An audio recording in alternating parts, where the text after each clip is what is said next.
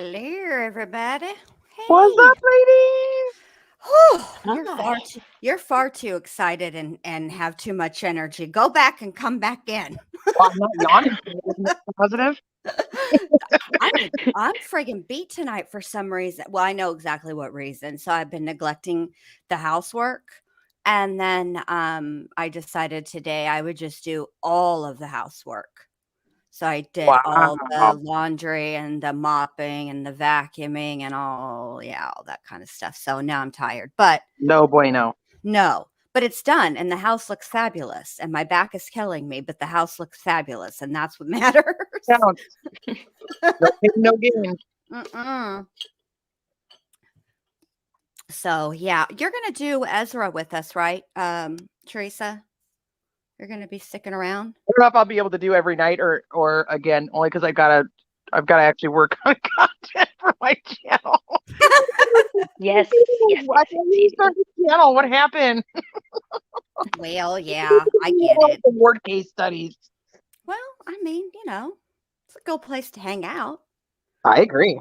We'll just when the offer is the door is always open. Anytime you want to come up, you are always welcome.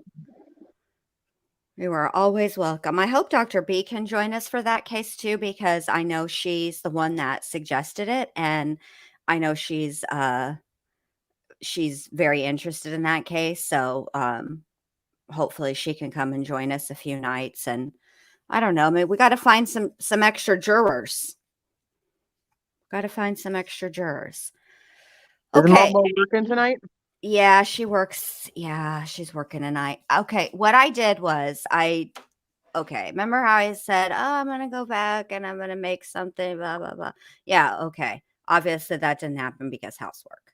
So what I did do instead was I went and found the clips or the timestamps of the stuff we wanted to hear. Okay. And I actually found some interesting things. Ooh. Yeah. So when I went, remember how one of the arguments was that Todd Mullis conceded, well, through his attorney anyway, that it was a murder. Yep. And we couldn't figure out where that came from or how that came about. Well, I found that clip. It's not that he says that it is a murder. It is it's on his direct examination. It's at the very end. And his attorney asked him, did you beat Amy and chop her into little pieces or chop her with the corn rake? And he says, no, something to that effect, but I have the timestamp. And then the attorney asks him, do you know who did? And he said, no. Okay. So that is where they're getting that.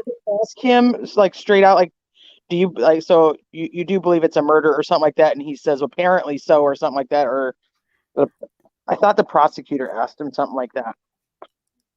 Oh, that could be it too. I didn't look at the, I'm telling y'all, my brain, I don't know if I inhaled too many cleaning products or what happened, but I didn't even think about looking at the, Gwen. Hi, Gwen. Hey, Gwen. Hey, Amelia Max 2002. BR the star.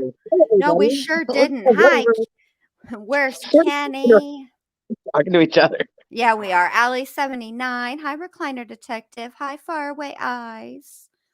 Hi, Didi. Hi, Momo. Hi, Nonstop Mom. Hi, Lupe. Yeah, so I don't know. I'm probably high on Fabulosa, but I didn't even think about looking at the cross-examination because I thought really their premise was that he admitted it on the stand during direct. But okay. And then I found some stuff with Tristan where he talks about how he found his mom, which he actually supports mostly what Todd says, that she was on her knees and face down. But then I remembered, hey, MJ, hi, Maria. I remembered that you were like interested in what the medical examiner had said. And I was looking for where she really starts going over the injuries. And the way that I did it was, I have, it's a very handy trick. Everybody has it. It's not unique to Jen, just so you know. You can open up the transcription of the, but you can only do it on on a laptop or whatever, a desktop. You can't do it on the app. Anyway, so I'm looking through the transcript, scroll, scroll, scroll, scroll, scroll. No, I didn't see what you sent me, Mo. I'll look in just a sec. Anyway, so I'm scroll, scroll, scroll, and I realized that she testified to there being more. Remember, Shamita, how you said, how come she didn't have like other abrasions on her face, like as if Yeah. she'd been in a fight? Okay, well, she Yeah. did on the inside of her mouth, on the inside of her lips. Okay. See, that's what okay. That would make sense then if she was struck or like with force. Or if she fell and hit her face and bit her mouth up. Yeah. Like, well, that's the part that I didn't understand because I didn't hear of any other injuries. You know what I Well, mean? They just kept saying the chin, the chin. And I was yes, like, well, why is there nothing in her mouth? But okay. there was. There was. So I found that timestamp. And Mo sent me um the transcript of Tristan's testimony, like a screenshot of where it is. So yeah, which I'm grateful for. I appreciate, but it's not like it's nothing I could, I mean, I guess I could share it if you want me to, but Well, I was also reading something about Tristan's testimony, and he says that he saw his mom leave through the window. We're all in the same Facebook group. And I was like, I thought both of those things today too. yeah, right here. That's what Mo says. It says defense lawyer. So when your mom left the the hog barn, this is going to be one of those nights, y'all. So buckle up. When your mom left the hog barn, it was your understanding that she was going to get the pet carrier. Tristan, yes. Defense lawyer, did you watch her go? Tristan, yes. Defense lawyer, where was she physically the last time you saw her? Tristan, she was walking out of the barn I saw her out of the window, and that was probably the last time I saw her. Defense lawyer, and did you then go back in the barn and continue your other work there? Yes. And your dad was still in the barn. Hold on. What are you doing, phone? Yes. Tristan says yes. Then there's a prosecutor. What were you doing after your mom left the hog barn? Tristan, I continued her job. And what was that?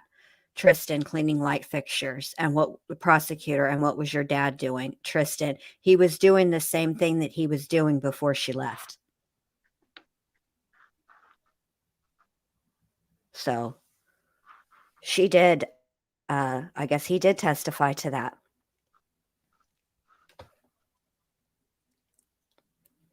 Crazy, huh? Yeah. well, yeah, I think that's why we all spotted it, because we were like, wait a minute.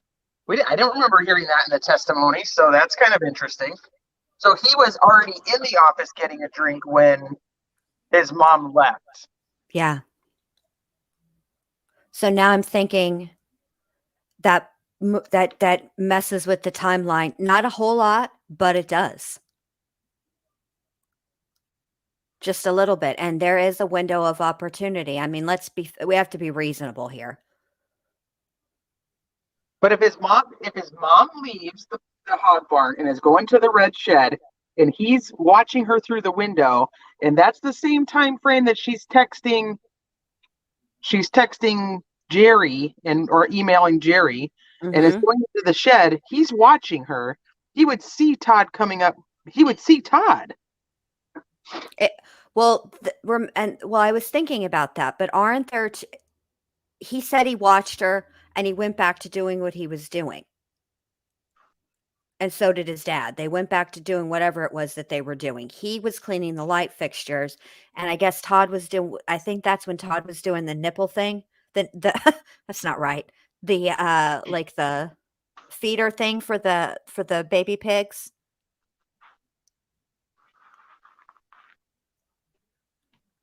I missed Right? that. Go ahead, say it again. Okay, so when Amy got dizzy and left, Mm-hmm. Tristan took over cleaning the light fixtures, and Todd was adjusting the like nipple feeder thingies, right? Isn't that what he was doing in the barn? In the I hog think barn? Is okay.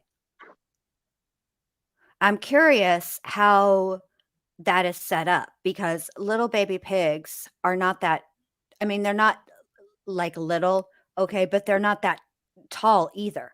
yeah, we never And actually know exactly where they're working at, do we? I mean, we know no. it's Yeah, towards the front of the barn, but I don't know right. exactly where, and if he would have seen him around any corners or anything like that, I don't know. Oh, thank you, mi amor Michelle. Thank you so much. I appreciate that so much. Thank you. Um, yeah, but this is what I'm wondering. How are these pens set up? Are they set up in a way, and would Todd have to be crouched down sort of inside the pens, right? Thus, if Tristan is up and down doing the light fixtures, right? Is it possible that there were times he could have been in the barn or the hog barn, I should say, and not be seen? And conversely, are there times that is there a point of time he could have been out of the barn and not been seen and assumed to have been there? Do you know what I mean? Well, I think that's all. I think it's all possible. I think that's how he ends up getting found guilty is because all of those things are possible. Right. But in that aspect, then you have to say Tristan's lying. Well, I And if don't. you just say somebody's lying, then I can say some other people are lying. You know what I mean? Right. But this is what I think. If you think about it, well, you wouldn't have to say Tristan is lying. What you would have to say is you didn't find Tristan's testimony 100% credible, which isn't the same as a lie, because a lie is knowingly, intentionally misstating something, right? If I were to say, I am 25 years old, that's a lie. I am 45 years old. Do you know what I'm saying? But I think that Tristan testified honestly. I think he did tell the truth. I don't think they were doing anything that required them to be working together on a project, meaning it's not like they were working on a car, right? Where they need help, or rebuilding a pen where somebody is holding the wood and somebody is nailing the wood. You know what I'm saying? Like they weren't doing a group project, as it were. They I had got their individual tasks. You still think that he would have seen him leave, though. I mean, that would be a pretty like he left or he didn't leave. It's a straight shot out the back door. See, but I thought there were two different ways to get it in and out of that barn, from the front and from the back, and then wasn't there a side? There is, but so they were working in the front of the barn, and so that's where the office was. So even if he was in the office, he would have had to have seen him leave. Then there's the actual hog door. So there's more than two. And then there's the back door, which is the one that they're saying he would have had to have gone out because otherwise he would have had to have passed Tristan on the way to the front. Go back, or- Shmita, or please.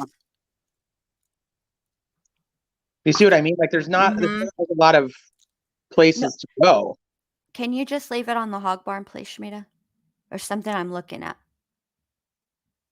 And I wanna know when these dadgum On this part? pictures. No, no, Or the do you want actual inside? where the pigs are. Please. Okay.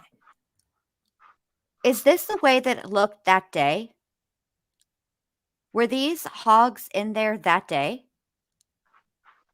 No, this is a defense exhibit. So it was, what day did they take their pictures? November 20. What day did they take their pictures? The This prosecutor went back November 16th. right. I don't remember. Okay. It's after that, though. Well, what I'm curious about is this is a substantial amount of pigs, for lack of a better, you know what I'm saying? I find it so when they were working in this particular hog barn, was it completely empty? or were parts of it empty? And the reason I'm asking is because if you think that does make a difference.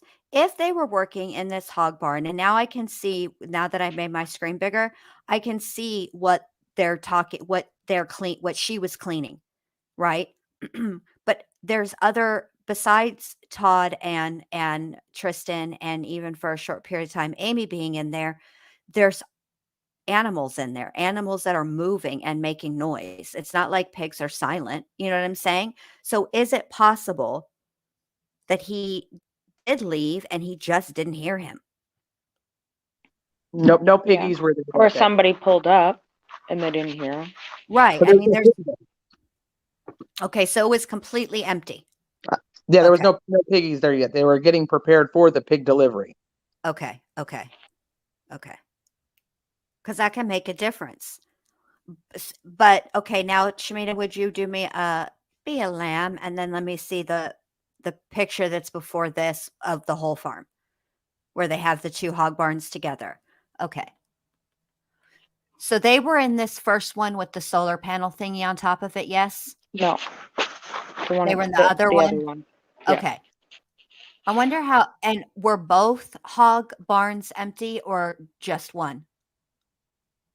I'm not sure. I'm assuming just the one because they talked about having to tend to pigs. So if the one was empty, then Yeah, they had to have had pigs because they had piglets. yeah. Okay. I wonder, Dee Dee says they were both empty. Then where were these piglets coming from? From the company that they housed them for. They don't breed the pigs. They raise piglets. But I thought I thought Todd said that that they fed pigs. So that they do is a company will bring out. There's three farmers here that they'll be able to tell you more, but the companies like ship out baby calves and baby pigs for people to raise, and because they don't have room on the farm, so a company hires these guys and pays them to take care of the pigs. Gotcha. The piglets, and then when they're all big and fat, they come pick them up. Right, exactly. Because they can't house them all and they can't feed them all. So they didn't have pigs. They just got piglets. Gotcha. So at that time, on November 10th, 2018, there were, aside from the kittens, there were no animals on that farm? Well, I'm pretty sure there were chickens because there was lots of eggs being handed out. Oh, that's right, the Oh, chickens. yeah. I forgot about the chickens. I wonder where the chickens are. Hold on, let me make this bigger for me. I'm just trying to understand if it would be possible for there to be for somebody to come and go, anybody, including Todd and including somebody else, right? And it not be heard. Well, I don't think that they would have been able to hear them. So the red shed, look how close the red shed is to the street versus the hog barn. If somebody was coming that way and something happened in there, I don't think they would have heard them. No, there's a whole other driveway in the back. Like they'd be hidden by these Silo thingies? these. I think that's what those are called. I think that's the tech. Grain bins, remember? Oh yeah, great. Yeah, silos, grain silos. Right I now, but remember. you know the green bins. Oh yeah, the green bins. Yeah. This I remember this from Heyday. Oh, my laptop just died. I'll Oh no. plug it in and we'll get the pictures back. I remember this from Heyday and Farmville. Farmville the game. Yeah. They're like, My sister is like, Jen, you gotta play Farmville. You gotta send me stuff. I'm like, I don't want to play this. 4 hours later, I had the most successful farm in all of Farmville. I got hooked. I haven't played that in a long time. I like my farming games. Yeah, me too. I'm just thinking that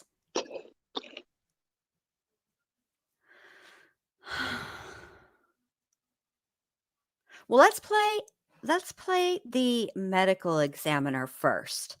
Let's hear, hold on a second, I clicked the wrong thing. let's hear what she has to say, because maybe if we can figure out, at least on some level, what she says happened as far as the injuries go, then we can work the other way. You know what I mean? That was the other thing I was actually reading about last night was her credentials. Were you guys reading about that too? No, I haven't. What's the deal with her credentials? Are they no good? Well, that she hadn't done that many autopsies in her career, and that like Amy's was like one of her first ones that she did on her own. Did you guys read that? That's interesting, No, because when that's I was reading the interesting. transcript, Take that for gold because I can't remember. That's why I want somebody to back me up. okay, so when she testified and I was reading the transcript looking for some specific testimony, right? In the beginning, she gives her credentials, and to date, which would have been September, whatever it was, 2019, she had done 606 autopsies. And she was not alone doing her autopsies either, and not with this one either. There were other people in attendance. Witnesses, obviously, the deputy or special agent, whatever his name was, he was watching, observing, but there were other people assisting. Momo says we joined the same group. Yeah. See, okay, you were reading that too. Yeah, I was like, wait a minute. Listen. I've sworn I'm in like 3-4 Facebook groups. Teresa's, True Psych Words, and I And can't that's it. remember. I think that's the only ones I ever look at, to be honest with You're you. in mine, and I'm like one of the few. I feel so special. Yes, because I know all the dirt goes down in the Facebook groups, and after the last Facebook group, I'm out. No, thank you. Mm-mm. So it was interesting being like, because I just joined them, so that's why I was reading through them. But it's like a little mini Watts. So it's like these are like Todd is innocent groups, but they're still inner fighting because some believe it's an accident and some believe it's murder. So those people are still fighting with each other. And then apparently Todd has some women friends that like him and write to him. Well, we'll see what he's. I was like, I put in the request. Wow. I was like, oh man, this is why Jen doesn't join Facebook group. Well, here's the deal. Schmida wants to know who's on that calling list. Well, I just there are times when I can be excellent at restraint and not commenting. Okay, there is a lot of times when I can do it, more often than not. But every single time, there'll always be this one comment that I just can't walk away from, and I have to respond, and that's how it starts. And it's never like it never starts where, this is the irony of it. It never starts where it's an argument and people dislike me. It starts with a comment and then people like me. And that always becomes a problem. People liking you. Well, no, they just well, then it's like, hey, Jen, do you know how to do this, that, or the other in a Facebook group? Oh, yeah, sure. Then that's how it starts. And it's, hey, would you like to become a moderator? Oh, okay, sure. And then before you know it, this shit has hit the fan. And no. I'm going to send an admin request for my group just for shits and giggles. I would accept yours because I know you. I'm familiar with you. You're my familiar. So it's, yeah. The last suggestion Mo sent me of a Facebook group to join ended in a whole dumpster fire. So, Amelia, it's called Todd Mullis is innocent. Oh, clever branding. And then the questions are like, do you think Todd Mullis is innocent? Do you think that Todd Mullis received a fair trial? Do you think Todd Mullis should get a new trial? Yeah. See, and then, of course, people just answer as they go in, and they don't really believe that, and then they just go in there and tell people off, and then you see all those comments, too. I'm like, this is fun. So, see, I feel like we definitely need to go back and hear this testimony from the medical examiner. Yes, If I'm we're ready. ever going to figure out who could, first we have to know what happened physically before we can put the other pieces of the puzzle together. So I think that's where we should, hold on, let me remove this. Maybe we should start there. And then Me too, Momo. Me too. I see think they're what, both the same thing, though. We're see very what, similar. go ahead. I'm listening. Sorry. I don't mean to, I keep interrupting you on No, accident. no, I was just talking about the group. Momo said she joined 2 groups. I joined 2 groups too. I think they're called the same thing, though, or very similar, and they don't like each other. So you'll The probably other one I'm in is called Free Todd Mullis. I might be. I don't know. Oh, you're in that one. I see it. Am I? Okay. I just joined them Yeah. yesterday. See, and That's Schmieda's fine. already stalking you. Oh, That's yeah. okay. Yeah. I know you're in there. Mm-hmm. She just needs to be prepared for when I start going off on her, that she has my back. Yeah. She's like, oh shit, Tristan's in here. I gotta watch this group a little closer. Schmieda's good like that, though. Yeah. She'll catch shit I don't even see. And I'll be like, oh, that's the comment? Oh, okay. Schmieda's like, yes. I'm like, oh, okay. Like, I'm bad about it. Yeah. Clinical and forensic pathology. I know you I told us cannot stand your what voice. pathology You're is. What's gonna- forensic pathology? So forensic pathology Yeah, is she's a little, what time stamp did I say? So 24. like nasal speaking that I'm like, it's very hard to find her credible. Yeah, it's, And I want an old little man with glasses to be doing medical examiner stuff. I don't know why. It's just what I want. I want a Henry Lee is who I want. Ooh, a Henry Lee. Yeah, Dr. Lee is one of my favorites. So is Bodden. Dr. Bodden is one of my all-time. Like, if I could only ever, if there was only one person in the whole world that I could talk to once and that was it, I think Dr. Bodden would be who. And I could just ask, I could ask all the questions I wanted and learn all of the things. It would be Dr. Bodden because he's, Who's, huh? who's that one? Which case did he do? Dr. Bodden, well, it used to be the chief medical examiner for New York. And he's had I like his the little own. old dude that was in did the Casey Anthony case. He's got the big lump on his head. He's done a ton of trials, but that's the one that is coming to mind. Yeah, Okay, I like Bodden. Do what? I'm trying to think of a case that Dr. Bodden did that I can think of his. He had a whole show on HBO called Autopsy. Oh, damn. Okay, thank you. Love him. And his wife has a segment on Law and Crime Network, and she has Dr. Bodden on frequently. In fact, she had Dr. Bodden on during the Brian Laundrie case. Oh. And Lupe is asking, is it Werner Spitz? That might be it. Spitz. That sounds right. He's extremely intelligent too, but I like Probably starts Bodden. with like a B.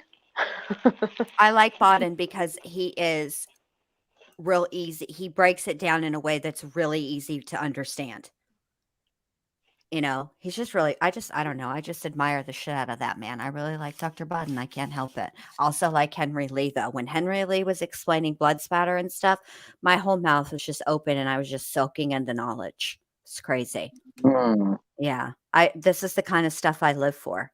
I used to sit in my mom's and talk to the pathologists when she worked at the hospital. I used to talk to them and ask them all kinds of questions. They were great. Of course I did. They were great. They were really great. I was lucky. All right, here we go. Exhibit 49. Is this a photograph of Amy Mullis from that day? Yes, it is. And I see here there's what appears to be a ruler on her chest. Yes. And what is that? We have Exhibit 49. Can we put it up? So we use a Schmida. ruler for scale, and we also Hold on, have let a me number push on pause. the ruler. That's our Schmida, how about if I play, I share my screen, and can you, hold Hold on, I think we might have it in here though. I might have it in the overlay. Because I know Shmita uploaded stuff. Yeah, I don't. I'd have to log back in here. Oh yeah, you didn't. It's not still here, I don't think. I didn't bring it back up yet. I went and got my laptop charger and a little bag of chips, so I've just been sitting back here. Priority. I mean, listen, I'll never I will never get on to anybody about snacks. I'm the last person. I encourage snacks all the days. Snacks on snacks. So, okay, perfect. So this is what I wonder if I do this. Okay, you share, but put it in the overlay, and that should go over the video, right? Yes. I just So don't know we how long it can. just push pause. No, I'm just saying I don't know how long. Like, I'll figure it out. I'm getting All it. right. Okay.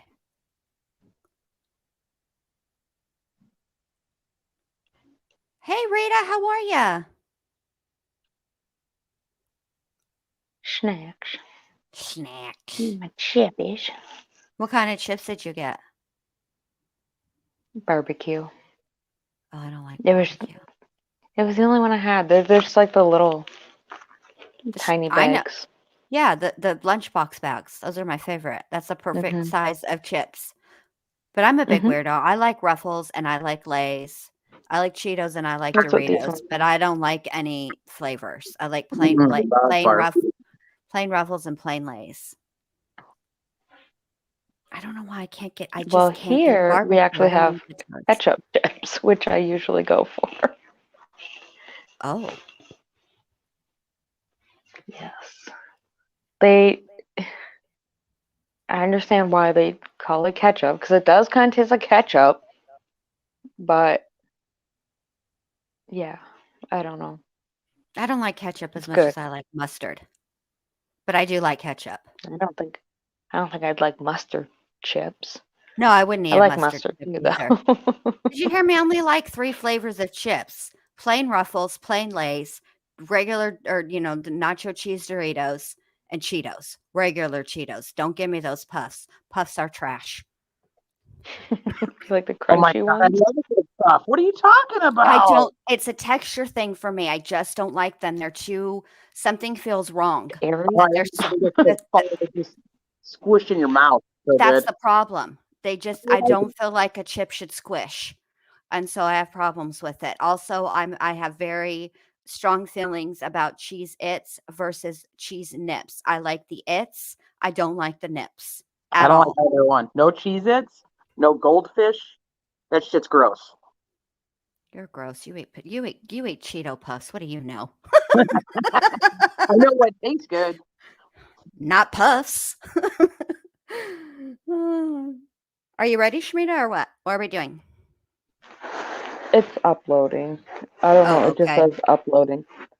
So I am going All back right. into the Oh, let me look. video thing, and I'm just compressing it down to make it shorter. Maybe it won't take so long. Like, are you physically compressing it? Is that what that noise is? You're doing it. You're smushing it while you're No, live. that's my chip. Oh, okay. Let me see here. That's Shmita and her chips because she likes snacks. I thought I was muted. I'm sorry. No, you're fine. They're asking. They're asking what the And then, question is. and then you asked me questions.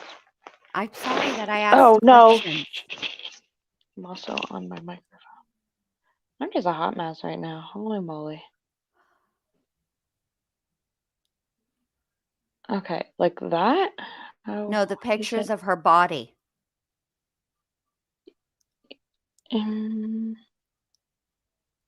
This way is no good because then I can't scroll through it. All I need you to do, babe, It is fine doing it that way. This one, and I'm not going to play it. I'm not going to play the audio right now. I just need you to get to the pictures of her back, and that's it.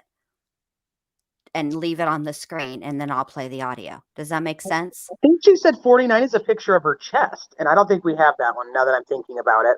But it would be good when she does do the back ones to have it, so we can kind of. Yeah. All right. So let me push play, and while you work on that, Shmita. Okay. Okay. Our internal office number for organizational purposes, showing the year and what number autopsy she was that year. And that's what's listed on that ruler. Correct. Now, can you describe what you see in this picture, please?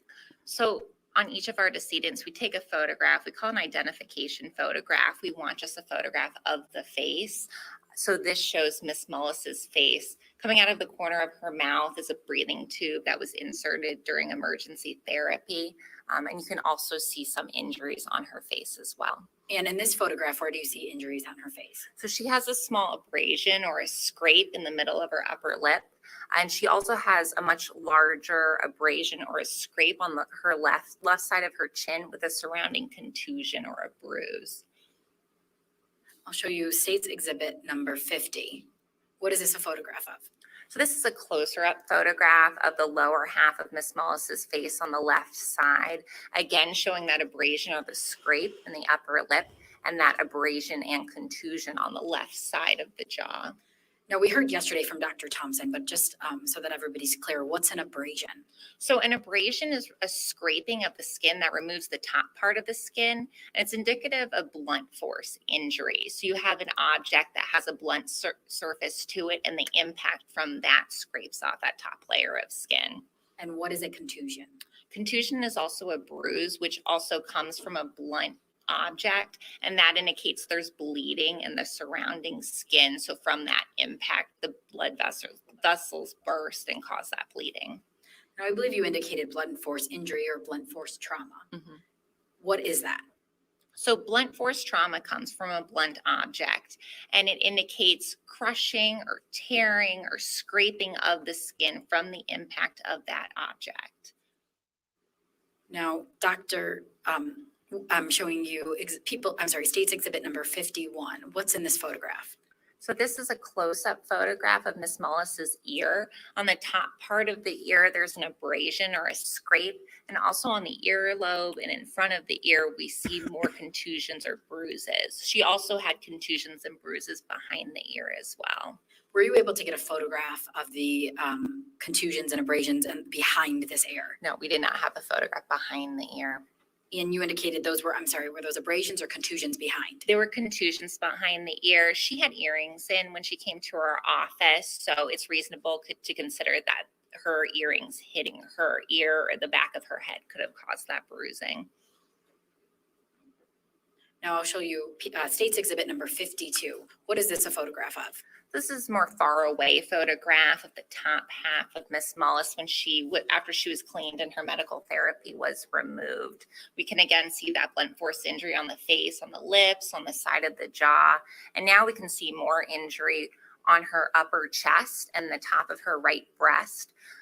There's a bit of asymmetry to her breasts because her right breast implant was injured during one of the penetrating wounds that entered her back. Now I'll show you State's Exhibit 53.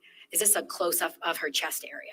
Correct. This is a close-up of the chest, highlighting those abrasions and those contusions or bruises that were on her chest and the top part of her breast. And can you tell what these injuries are on her chest or where they came from? So they again indicate some sort of blunt force injury. It could be during some sort of struggle, really any sort of impact with a blunt object. I can't say with absolute certainty where they came from, but they are a blunt force injury. Doctor, I'll show you State's Exhibit number 54. What is this a photograph of? So this is a close-up photograph of Miss Mullis's right hand. She has a number of abrasions or scrapes and contusions and bruises on the back part of her hand and in the knuckle region. And State's Exhibit number 55. This is a close-up photograph of her left hand. She has a few more of these abrasions or scrapes and also some bruising as well on the back side of her hand in the knuckle region. These could potentially reflect defensive type wounds from a struggle. And State's Exhibit number 56. What is this a photograph of? This is a close-up photograph of Miss Mullis's right knee. She again has more abrasions and contusions on the right knee. State's Exhibit number 57. This is her left knee. She has some larger abrasions or scrapes and multiple contusions as well. Now, doctor, we've talked about blunt force trauma. Can you explain what sharp force injuries or trauma is? So in contrast to blunt force, we have a blunt object essentially hitting the skin. Sharp force penetrates the skin and cuts and divides as it moves through your body. You tend to have longer sort of injuries with a sharp force injury. We classically think of knives and things like that, but really anything that would be able to cut and divide the skin would be considered a sharp object. Now, throughout your exam, did you then perform an examination of Amy's back? I did. I'm showing you State's Exhibit number 58. What is this a photograph of? So this is a photograph mostly of the right side of her back and the right side of her chest. Her right arm is in that top right portion of the picture. And here we see multiple sharp force injuries that I identified at autopsy. And here, Dr. Cruz, how many sharp force injuries do you see? We see a total of 6, which was the number that I identified at autopsy. And just so we're clear, there's one right underneath, or on the picture on the right side, one underneath that appears to be arm. Yeah, under the armpit area, she had one. Doctor, I'm going to show you State's Exhibit number 59. What is this a photograph of? So this is another photograph of the right side of her chest. Now in the rightmost portion of the picture, that's a chest tube.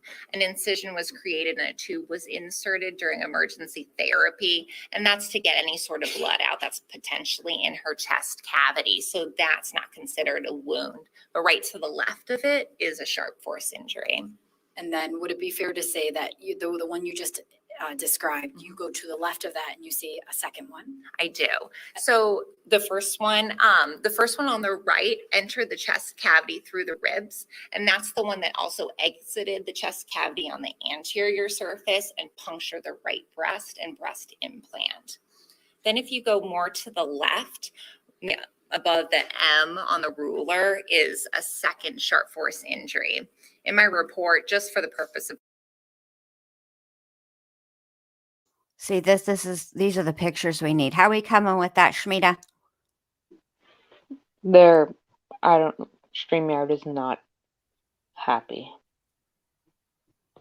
Okay, what happened? What do you mean it's not happy? I don't know, just not letting me upload what it is. Okay, I well, want to.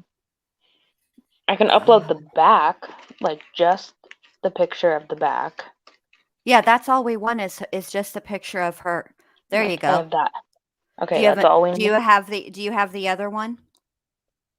The You want side. The side one. I can. We really only need those 2 pictures. Okay, I will do that.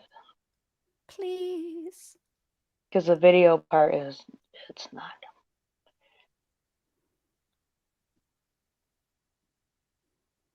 Now, just out of curiosity, since you have that up there, I'm curious if I push play, if it'll play. organization, Yeah. I give Cool. Okay.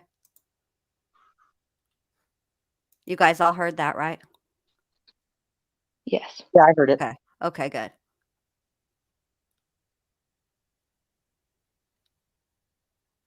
She's not a big woman. She's pretty thin.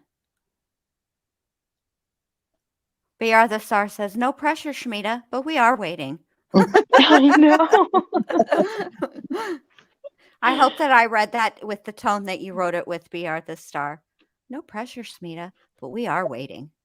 Yeah, so these the two little ones, the one with the scrape above it and that one. Mm-hmm. Somebody in chat, I had to go back to chat, but somebody pointed out that those look like the same marks that are on her hand. Oh, that's interesting. Huh.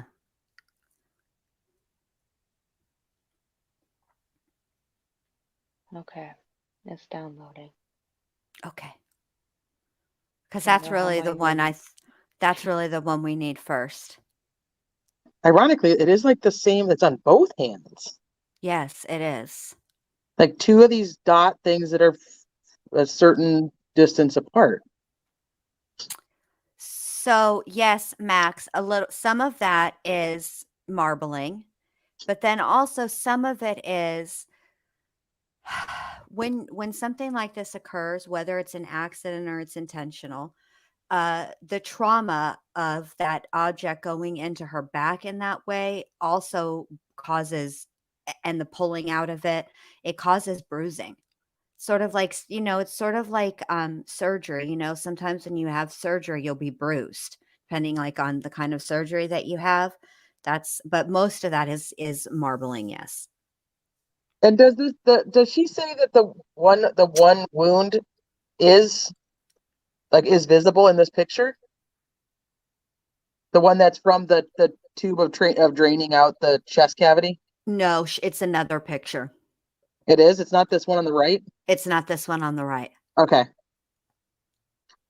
But she said the next one over. Okay, I guess that's where I'm confused. Okay. Okay, so I'm going to play her and we'll see if we can figure out by her pointing and voice Okay. which injury she's speaking of. Okay. Made them A, B, C, and D. So the first one on the very right, I called puncture wound A. Hold on, let me Then rewind her on the just a little bit. left, more left to it is puncture wound B.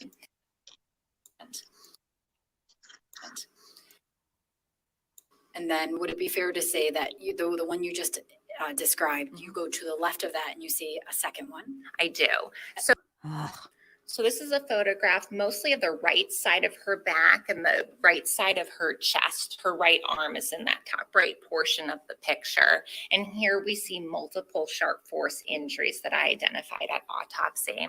And here, Dr. Cruz, how many sharp force injuries do you see? We see a total of 6, which was the number that I identified at autopsy. And just so we're clear, there's one right on underneath, or on the picture on the right side, a one underneath that appears to be arm. Yeah, under the armpit area, she had one. Doctor, I'm going to show you State's Exhibit number 59. What is this a photograph of? So this is another photograph of the right side of her chest. Now in the rightmost portion of the picture, that's a chest tube. An incision was created and a tube was inserted during emergency therapy. And that's to get any sort of blood out that's potentially in her chest cavity. So that's not considered a wound. But right to the left of it is a sharp force injury. Right, correct. And would it be fair to say that the one you just described, you go to the left of that and you see a second one? I do. So the first one. And I don't know why I didn't think about this earlier. My husband had a collapsed lung. And when that happened, they made an incision, and it's a nasty, ugly scar. It's really lumpy. But anyway, right on above his, I guess it'd be like 3 fingers above the nipple, right in the pectoral muscle. And that's where the chest tube went in. So I don't know why I was thinking that the one under the armpit had, I don't know what I was thinking the other day. But anyway, let me push play, or we're never going to get through this. The first one on the right entered the chest cavity through the ribs, and that's the one that also exited the chest cavity on the anterior surface and punctured the right breast and breast implant. Then if you go more to the left, above the M on the ruler is a second sharp force injury. In my report, just for the purpose of organization, I made them A, B, C, and D. So the first one on the very right, I called puncture wound A. Then on the left, more left to it, is puncture wound B. So puncture wound B entered the soft tissue and the chest cavity in between the ribs as well. This one hit the right lung in 2 different spots.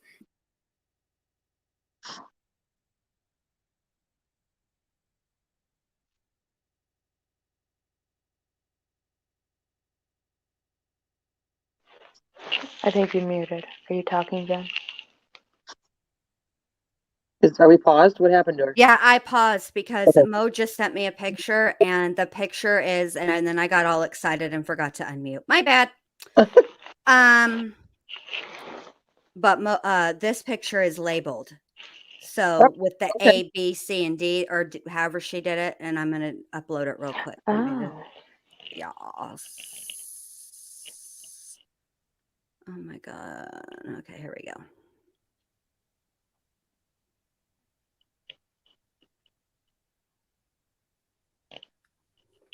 All right, give me just 1 second, and I'll download it to my computer. No pressure, Well, but we're waiting.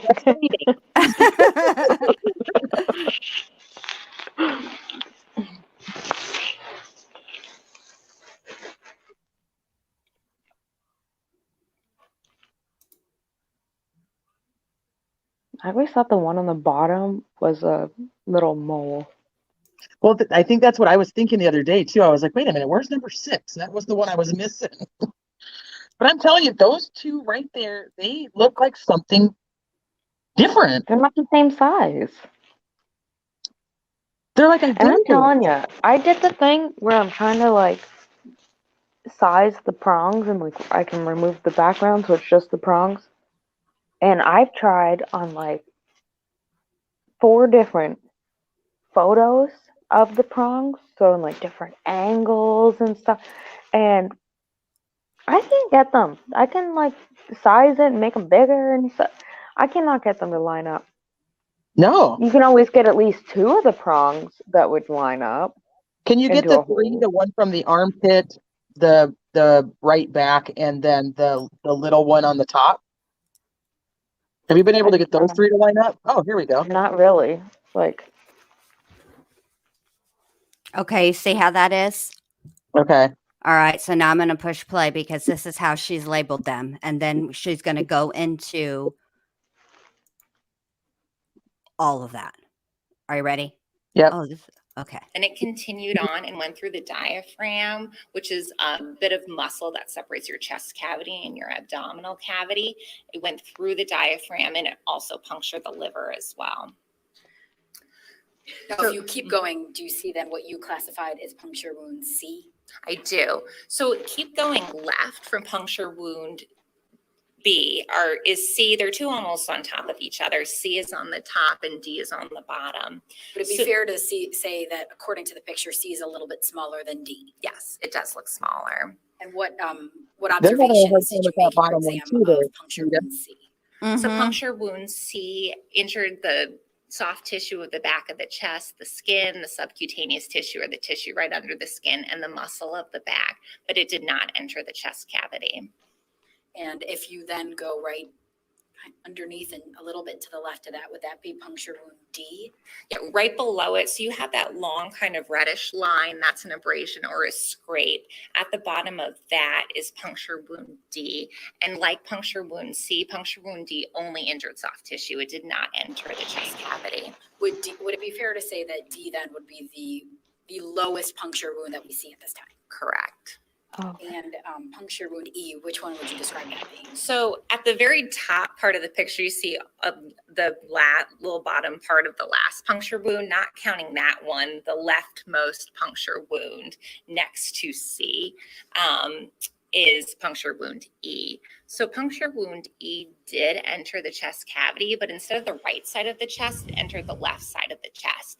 It went through the soft tissue in between 2 ribs on the left side of the chest. It was actually so close to the spine region that it injured part of a vertebral body or that bone that makes up the spine and injured a part of that as well before it entered the left side of the chest. Now, doctor, all the way up at of exhibit 59 on the top near the right side, do you see the edge of what you describe as puncture wound F? Yeah, F actually was the only one that was on the left side of the back, and F injured the skin, the soft tissue, and it entered the left chest cavity as well. Neither of the ones that entered the left chest cavity injured organs in that cavity, but they did enter the cavity. Now, doctor, I'm going to show you States Exhibit number 60. Is this a different view of the puncture wounds? This one is, you can't see the one that's underneath her armpit very well, but you can see better the one on the left side of the chest that entered the left chest cavity. So you see 5 of the total 6 puncture wounds. So in this photograph, we don't see what you classified as puncture wound A that's near that chest tube underneath her right arm. Exactly. But you do see the other 5. Correct. Now, Where- doctor, based on your exam, could you tell which puncture wound was fatal? Where is this So chest tube? I guess we don't have any a sort picture of that. penetrating wound, like a puncture wound, can be fatal. You can get an infection that can lead to your death that way. In terms of a more rapidly fatal, What'd you say? It's weird because she's sounding like it's underneath her arm. On at the same time, and then I was all like discombobulated. So, I don't know what I said anymore. Oh, I think she said it was up under her armpit. Okay. So it is under. It's not on the front. I really couldn't tell. I wonder if it's like front armpit because they said they could see it in the photo of the chest that we don't have. Oh, okay. Okay. Okay. All right. All right. You ready? Mm-hmm. Okay. fatal wound, the 4 puncture wounds that entered her chest cavity were more likely to contribute to her death. So that would be A, B, E, and F. Now, based on your exam, could you tell the direction of the wound paths? So there were 2 different directions of the 6 puncture wounds.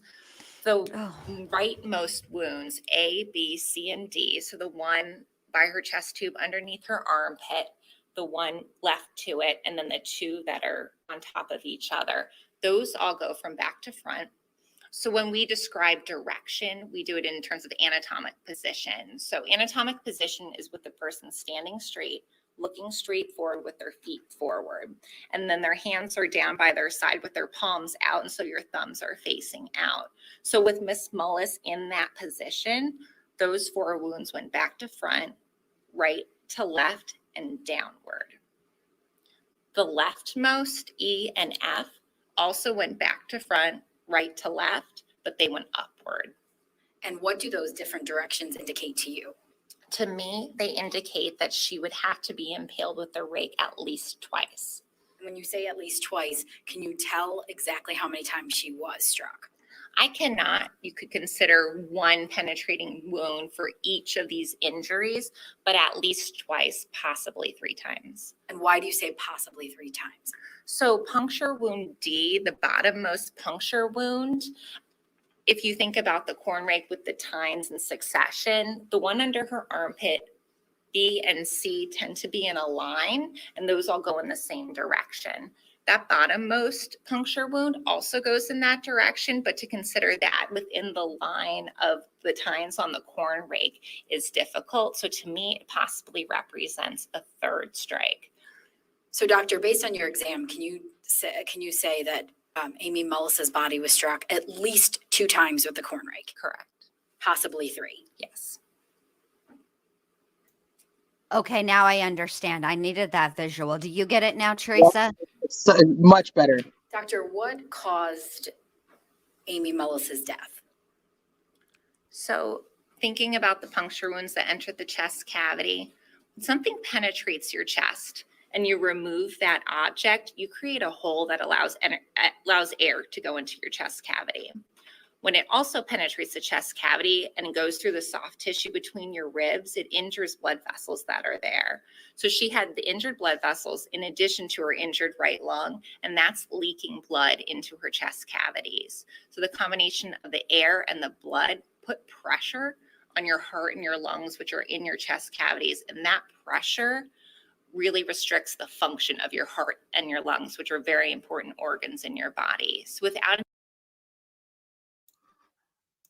Okay, Kenny. Look at the no, Shmita, what are you doing? You're killing me. There we go. Okay. So, Kenny, if you look at this is what the pathologist is saying. She's saying that the first line from the first strike is A, B, and C. Okay? Then she's saying E and F are actually the second time that the corn rake was used, and D is likely either part of the second time, but more than likely the third time. No, she That said that it was either part of the first time, the A, B, C, and D. No, It- she said you can't. Looking at it in that line, it's difficult to see that D would go in it. Right, but those are the four that are back to front, right to left, and down. E and F are on their own over here. Right, right. But she said that D is the third one. Mm. That's why, because it doesn't line up with the prongs of the way that the fork is. The A, That's B, why and it's C something make a totally different. And Huh? C and D only puncture soft tissue. Mm-hmm. They don't actually penetrate. Right. I don't think either one belong to the corner. Well, that's what she's saying. I'm just telling you what she's testifying to. I'm not agreeing with it, but I'm just understand the explanation. And the only reason they are labeled A, B, C, and D is because I think the way that she did it was to start with the right side, which technically would be A, B, C, D, right? And then E and F are E is closer to the left side than the right side, and F is only on the left side, right? I think that's why she labeled them the way that she did. Because otherwise, that's the only thing that makes sense.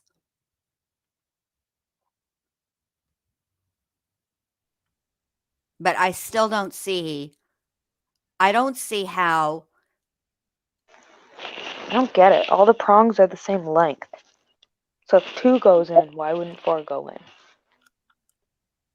You got 3 lengths of I don't get it. Like, Okay, so and we're not like. A, B, and C is the first strike. We don't know which strike was first, so that's the other issue.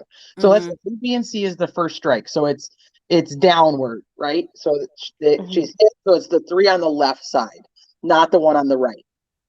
The one on the right doesn't enter her body, is basically what they're saying, right?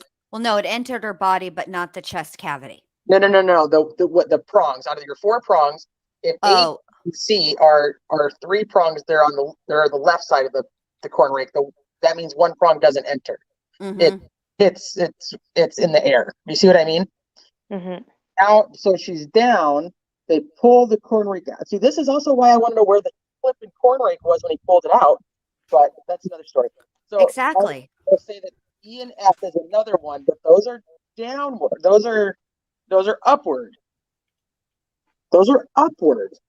So he's swinging up, or she's now laying down, and so the corn rake then the handle would have to be by her head, right? Yeah. Well. Upward. Yeah. How are you thinking that he held the rake with the prongs like the right way, like the way that you would use the rake correctly, with the scoop part at the bottom? No, like a baseball bat. No. That's why you're not Like- understanding. I just got it. She's saying this is why it makes sense. Think about the corn rake. Turn it the right way. Okay. Yeah. Like you're going to use it to scoop. A, B, Okay. and C were hit. That is how it happened. The prongs went at her and up. They didn't, though. They went down. That's my problem. That's why it has to be baseball bat wise. From right to left and downwards. Yeah. So Swing it like an axe. So then E and F had to be first, and B and C, B, and D are the last ones, and A. No. Not if you're baseball batting her. Why would you hit her with the? Hold on, I'm bringing. Let me. This makes no sense. Like you grab the corn rake and you go to like. So the court, not he. We know what we're saying, and I think the chat understands what we're saying. Yeah, but that doesn't help me. Okay. I'm trying to picture it. I'll figure it out. This is the height would matter then. If this Otherwise, if it's up and down, let's just say it's got the rake is So he held it the opposite way, the incorrect way, and swung like a bat. Yeah, like I think when you're hanging onto the handle, the broken part is towards the ground, and then the prongs are up, like Right, by your pointing ear. towards her. I know how a bat works. Okay, and then he swung that way, which would make the downward trajectory. see this Okay, is but then if she fell down, because it's narrow, right? mm-hmm. So if she fell down, then he would still be behind her. Exactly. And in order for him to hit her whenever she's down and have them go up, if he hits in the same motion, he would have to be in front of her, at her head for that. Why to couldn't he? If she's down now and her head's down by his feet, and he swings again, those now go upward. Well, you mean like if she kind of like turns direction? Like, well, no. Oh, yeah. Okay. Yeah. She would have to turn direction. Yes. See, this is okay. So now I'm going to But go That's then what I'm saying. There's they- no room for him to have swing. That's why I'm wondering. I'm curious if he. I don't think he swung. I think he fucking used. Whoever did it used it correctly. But one way they did it right with the prongs, like a scooping motion, which would be E and D, or Then he would have got her E in her and butt. huh? He would have got her in the butt. In the legs. If she were already down. No, she's not. No, she's not. That's what I'm saying. I think he had A, D, and A, B, and C. I think the thing was backwards, turned the other way, not with the scoop part, but backwards. And I think he you got mean like the broken handle pointing up? no, nothing with the handle. Just the handle doesn't matter. It's the way the prongs are facing and the scoop. You see how Okay. it's curved. You're supposed to use the prongs to hold the corner, whatever it is. And then this bottom part here is the scoop part. If you turn it. I'm going to prop my phone up so I can do some demonstrations here. I got my mini corn rake. Okay. So this is what I'm saying. So I think that the first time he used it the wrong way. So take it where, okay. Turn it like you have it right there with the prong, with the curved side, and swing. Just straight swing. The curved side like this? No, with that to your face. Turn it around the other way, flat like that. Hitting her Mhm. like that. The other way, I think what he did was he turned it around. Turn it around so the prongs are up, and he scooped. I don't have a broken handle, so I'm a little longer. Well, Hold on. that's okay, but he like scooped her with it. I don't. That's a There's- really awkward. Yeah, but there's no room for her to swing. There's no way that he swung that. There's no room in that place, even with that Well, I don't broke-ass think she did handle. swing it. I think she fell on it. Now you got me in a. Stop messing with my brain. I told you I'm high on Fabulosa. I'm trying to say in their philosophy, he would have had to have swung. To Not go if he down did it and the up. way that I said he did it. That's really a weird way to this swing. way, and we I- don't. The corn rake like this is you use it to like. Oh, it's not. I'm thinking it's like a pitchfork, where you shovel it.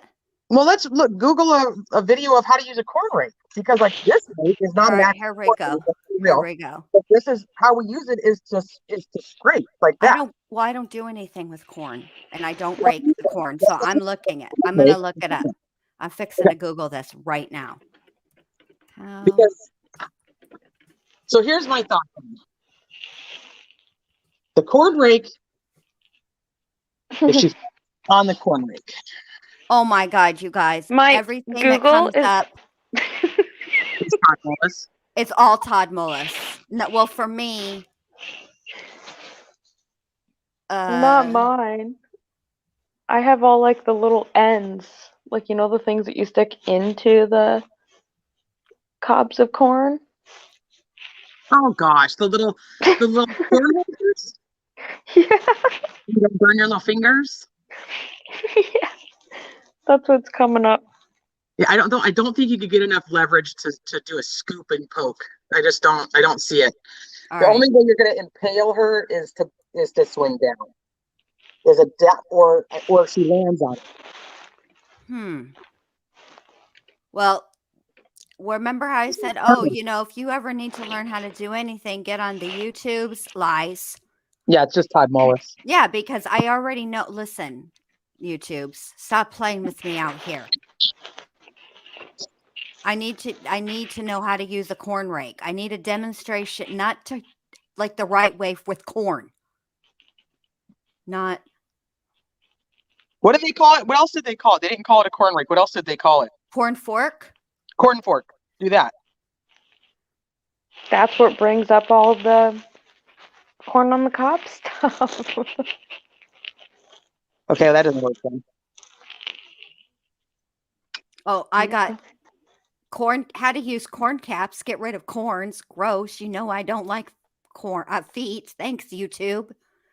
But my thought is, what if she falls on it and she had to have like fallen and not twisted? And twisted. Yeah. And so C and D are this third prong, but it's this third prong both times. No, because that would still impale her then. Unless E is also the third prong. C, D, and E are all the same prong.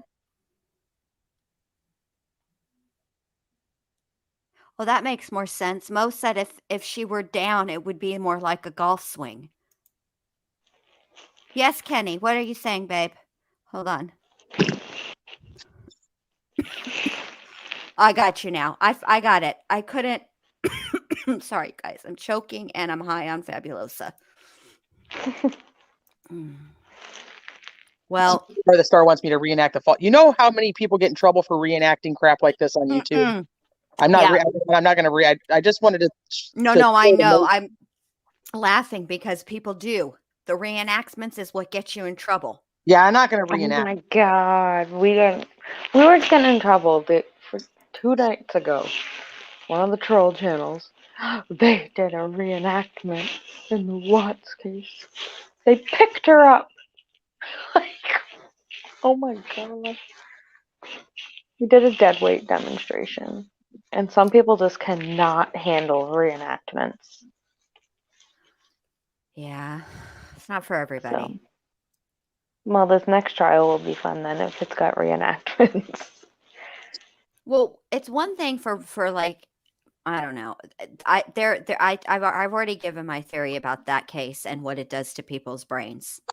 So I don't know if it's because there's like something in the background of all of the interviews that you can't hear. It's some weird tone that gives you like an earworm or whatever it is and just makes you crazy. What am I looking up, Kenny? So he says like livestock prongs to get her down and then raise the corn rake and swung down. The only issue with that is then A, B, C, and D would all have to go in the same direction. Mm-hmm. I know what you mean. I think you're talking about the cattle prong that kind of is a little like a poker, but doesn't it also give a little shock too, or no? I don't know a lot about farming equipment. It does. I think it gives a little shock, a little volt. A little, yeah. Yeah, I think so. And that leaves a burn. So she would definitely, I mean, they would. Misery, I think. Mm-hmm. Are we done with this? Did you take this off this? I didn't touch it. Right? I didn't touch anything. Okay. I didn't touch Well, anything. sometimes I get like double tap. So then I put it up and then I went down and I was like, huh, did Jen take it down? I just have a problem with C and D both being very close to the same size, same depth. They both only hit soft tissue. Okay, so A, B, C. So you go up 3 and then up 3. So A, B, C, D, E. That doesn't make any sense though. Unless because from D, okay. Like, okay, the measurement between B and C doesn't even look to be the same measurement between F and E. No, does she talk about that at all? I don't think, The I don't know. burn necessarily. That's a good point, Kenny. No, she didn't. She did not talk about the distance. What she said was, if you think about it, the way that the tines of the fort go, it makes it very difficult to include D with A, B, and C on the same line. I don't understand why it's not A, B, C, and F, but then there's a missing. That's too much space. Mm-hmm. Okay. What if What if some it's of the not? holes are like bow and arrow? No. The only reason I'm saying no to that Well, I'm is thinking the son could have said it was an accident or something. well, right? no, Like, because a bow and arrow. Hold on a second. Let me put my earbuds in. I gotta go have a cigarette. You guys are stressing me out. A bow and arrow. When you, it's the arrow part. So when you pull the arrow back out, right? Because it wasn't stuck in her, didn't stay. It does. It makes the hole bigger. Pulling it back out. You know what I mean? That arrow part, the back part of the arrow gets stuck. It makes a hole. Wouldn't be the same size. All these holes, the deeper holes, the circumference of the actual hole are all relatively the same. It's only C and D that are the ones that don't make sense. They're the ones that look like they were caused by some other implement, not the corn rake. Okay, hold on. yeah, C and D, the two little ones.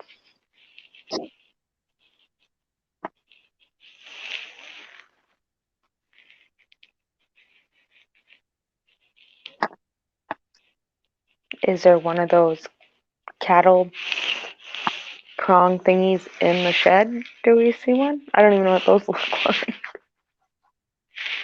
I agree. It does look similar. What if there ever cattle on the farm? You can Because use them on pigs. Oh, can you? Do you Mhm. just so what? Farmers just go around canning, zapping things, It's to the get them to livestock. go. Yeah. Is there no other way that you could get them to go where you want them to go, like with food? Pigs or cows or any of it. I don't know. Could you not negotiate? Could you not have a conversation? I'm just kidding. It just seems mean. This is why I wouldn't be a good farmer, and I know this. I hate that picture, Shmita. Which one? That one in the doorway or whatever it is with the measurement and the guy's holding up the thing and you don't actually hold up the ruler because then you could be holding it at a different angle. Ugh. This one? No. That one. That's the one Teresa doesn't like because we can't figure out what it is. But it does. Oh, why is this? It And the does other one show. is depth of blood on it. And that one is also interesting to me because that one would show the depth of, not that one, that one. It keeps. You see the dried blood? Mm-hmm. How the third one right here doesn't have as much blood on it? Yes. In fact, if you look at them starting from the top, going to the middle, and then going to the bottom one closest to the exhibit tag, right? Yeah, In I just don't know where the succession, fourth one is. it all has less and less blood. Yep. Where's the fourth prong? I think it's Not- on the top because you can see a little bit of a shadow. I feel like Really? it should say not pictured, fourth prong. The insignificant prong, for whatever reason. Well, how much blood is on that one? That would be interesting as well. There's got to be a better picture of all four of the tines. There we Not go. with the blood on it though. It's hard. Mm-hmm.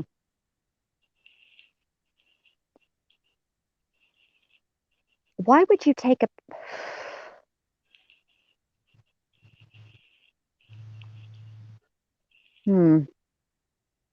It goes downward. See, it's so weird for me when they show sometimes it looks like a big thing and then sometimes it looks like a small thing. It's not actually all that big when you relate. It's the way they're taking these photographs is what's messing with my brain, and Fabulosa. I'm telling Is you that guys, I the used a lot only of photo they Fabulosa took today. of it? Right here in the light? Mm-hmm. And they didn't even get all the freaking prongs in that? Is that the full photo? Yep. So how are we? Listen, we're smart, okay, but we're not miracle workers. How are we supposed to figure out what happened if we don't have all the information? This, okay. How did the jury figure out what happened when they didn't have any information? Because I think what they did is they were incensed by they couldn't figure out any other explanation for what happened. They weren't presented with an alternate explanation. Like, let's be honest, it's not really the defense's job to explain what happened. But in this situation, they had to have explained what happened. And they should have picked a story, or not a story. They should have picked a way that it happened. Either it was an accident or it was murder, but it wasn't Todd. Mm-hmm. And they didn't provide an alternate suspect. They didn't do anything. I mean, if they were really going to look, all they had to really do was grill the hell out of Jerry and grill and subpoena his wife. They knew that on some level she didn't have, from what was testified to in court. I can't know anything other than, because I don't have any of the stuff that was used from the case file.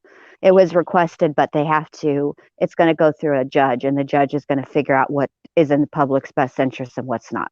Procedure. All right, so.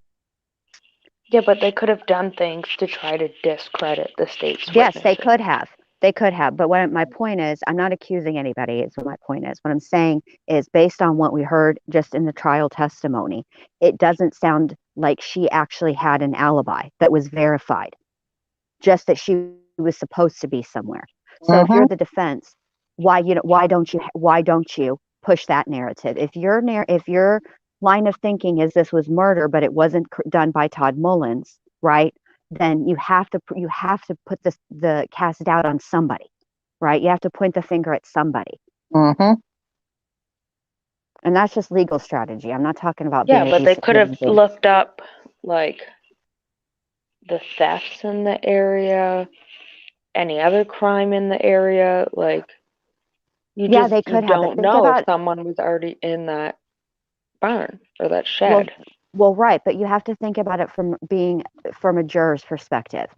Jurors need to see something tangible, okay? They need somebody to focus on, and the only person they had to focus on as the person who did this was Todd. The only way you take the jury's mind off of Todd is to point the finger at another suspect. Crime rates and all that are important, and they could have looked into that. But a jury, that's too obscure for a juror to consider. They need something they can see.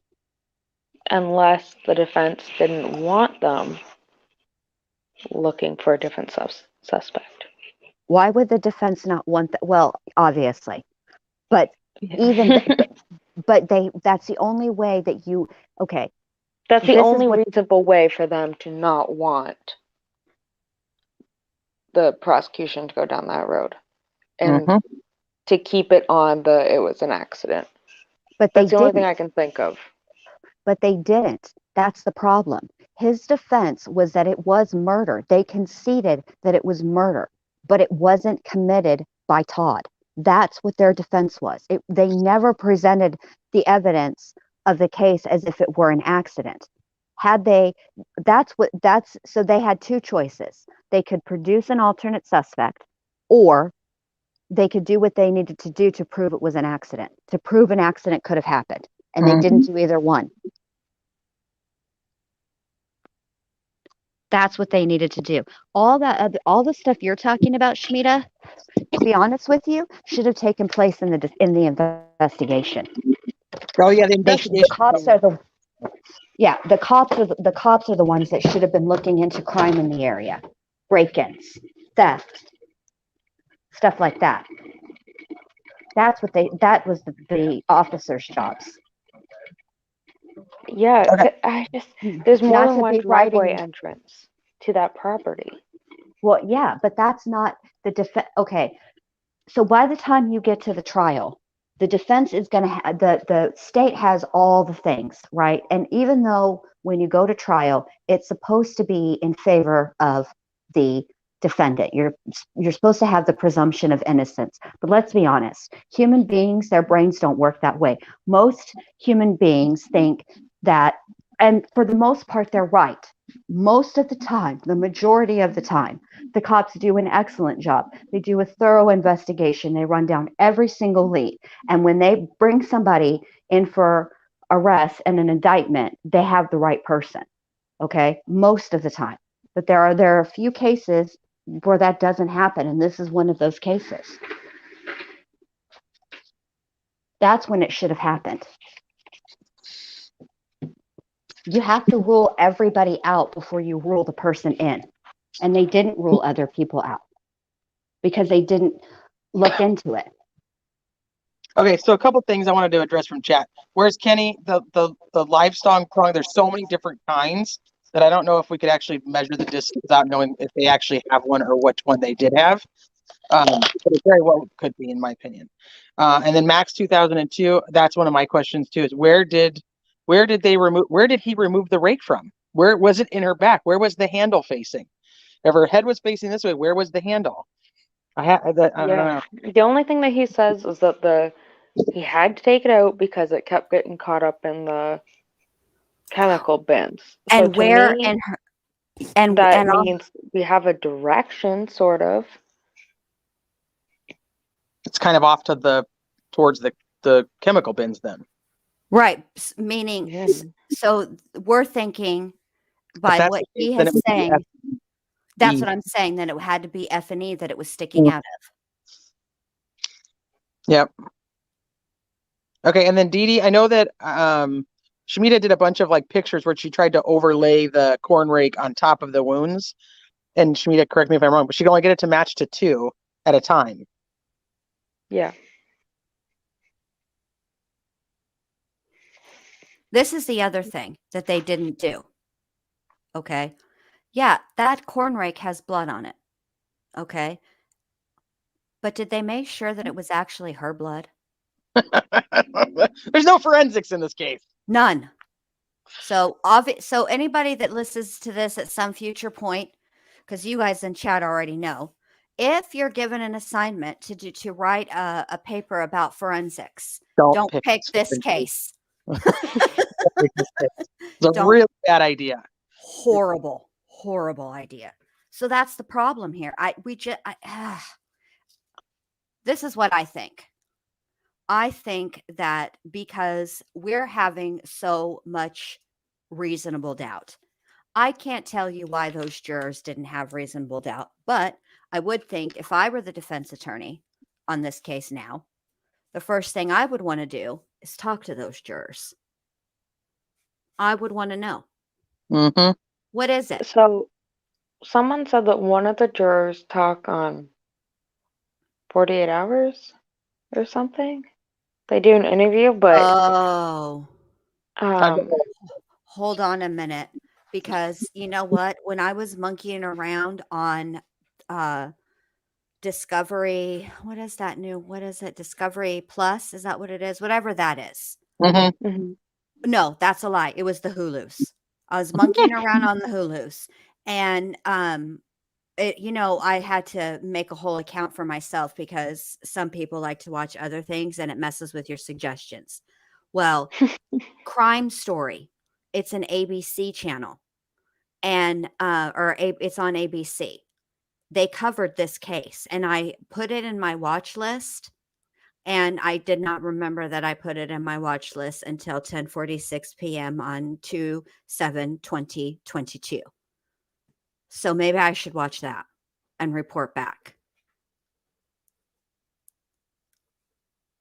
But yeah, but they kept the people in the innocence group though kept saying that interview really like made their blood pressure go all crazy.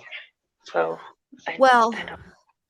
it's probably because they were already feeling some type of way about his innocence. And so then to hear a juror speak, which I can understand that, because I remember when the juror was interviewed in Paradise Lost 3, I think it was. And I was like, wait, what? And she was like, I still think those boys did it. I sure do. Mm. And I was like, you what? Okay, Miss Ma'am, let me talk. But that's the thing, is that I think if I were working on Todd's case now, his appellate attorneys, I would start with the jury.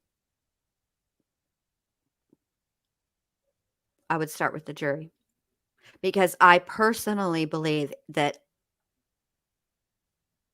they convicted him because the defense went with the fact that it was a murder, but they never pointed the finger at a potential suspect. And the truth of the matter is, they had Jerry up there, and they could have gone at him harder.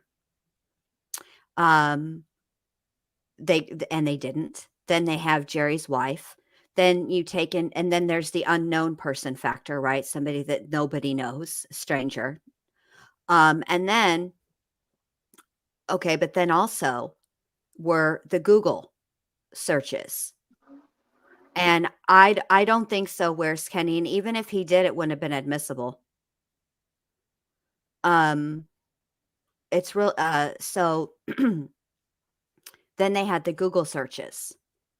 And while they did a good job pointing out the times, they didn't probe further and call their own witness or own expert, an actual expert, to explain the limitations of that report. And that's what they should have done, because once they got Todd to concede that some of the searches were his, then it's not difficult in the mind of a juror to connect the other ones to him as well. It's difficult if I'm the juror, because I still Well, see that there's obviously other people are using the iPad. He's you not and putting up wedding dresses and rings. correct, but you and I, okay, there are obviously different types of people in the world, okay? And They just happen to get 12 of the ones who don't give a shit I about. don't think that they understood the Google searches. I don't think that, to be fair, I don't think that either side actually did a good job of explaining the Google searches. But that's, what I'm saying is that you have to think about where this occurred, how much knowledge of technology. It's one thing for people to be able to use an iPad, right? Everybody knows how an iPad works. Everybody knows how a tablet works. Everybody knows how a phone works, except for Todd Mullis, because he had a flip phone and not a smartphone, and he thinks Google is a button. Okay. But your average person doesn't understand the limitations of the Cellbrite dump, and nor do they understand the limitations of even writing to Google. The only thing that Google authentication proved is that it came from that iPad attached to that account, but it doesn't tell you the human being that did it. And that is the part that the defense had an opening and a weakness, and they should have taken advantage of it. And I think if they would have hammered that one more home, the Google searches wouldn't have been something that convicted him, because I haven't watched anything other than the trial, but I remember Mo talking about the Google searches being the thing that convicted him. That was me. Was it you? I'm sorry, Trista. Yeah, no, it's okay. You can give Mo the credit. No. You said it. You said it. Let's fight. Go to your channel and go live and let's talk about it. No, just kidding. Can you imagine? It's so exhausting. I don't even know how those people do it. I don't either. I'm tired, but I'm tired and I'm not in it. exactly. So that's my point. Like, I feel that those See those Those those two on her hand and those two on her other hand, they're like very spaced the same as the C and D. See that? Mm-hmm. Mm-hmm. One of those is her IV though, right? No?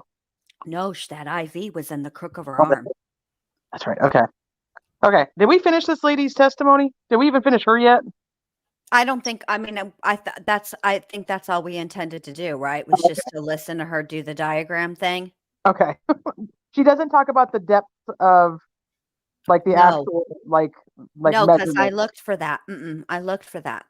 How the hell does she not talk about the measurements of the damn Because hole? she The can only diameter, nothing? she can only answer what she's asked, and she wasn't asked. Son of a bitch. Okay. I All right. think that the prosecutor thought that, and she played it right, that these pictures of her jaw and her knees make it appear as if she were in a scuffle. And the defense did nothing. They didn't have their own obviously you were there, you know. They didn't have their own witness to say, okay, well, no, this is that and this, you know what I'm saying? Yeah. They didn't have anything to counter it. So the only evidence that was really presented with any meaningful evidence was presented by the prosecution. Yeah. And that's what the jury only considered what they had. Yeah, where's Kenny? I don't think he took a lie detector. I don't not that anybody's ever spoke of that I've heard. Yeah, I don't think he did either. And He even wouldn't know from the hearing anyway. All right, so now what are we gonna do, Tristan? Mo's here. Yeah, we can do. Let me stop sharing this. We intended to do, right? right? Hello. I'm- Do the diagram Oh thing. my god, I don't want to hear my voice. Sorry. I don't want to hear me. I'm awful. Well, I had to play while I was switching over. Oh, okay. I don't know why they didn't go with an accident. Unless he told them he knows who did it and that it was a murder. I don't understand why they didn't go with accident. Why? They had somebody come and reenact it, and it was impossible. I don't understand why they wouldn't either. Because if he's pretty adamant it was an accident, doesn't mean he didn't do it. You're right. No, it doesn't mean he didn't do it. I just am not convinced he did it. I'm not. I would not feel comfortable as a juror saying, "Yeah, lock this man up, take him away from his children, and wreck his whole life, take him away for the rest of his life." I just wouldn't be good with that. I agree. I think he would have had a better chance getting off if they would have said it was an accident and proved it, or at least attempted to prove it. Freak accidents, people don't buy into them. They need a person to blame. Right. Well, they didn't even have to prove it. They just had to disprove what the state was saying. I'm muffled? And those holes would have disproved it. Am I still muffled? No, you're better now. But Okay. the thing I have is, my hand on my speaker. the thing is, Mo, is the holes were not enough to disprove it. They were going to have to reenact it.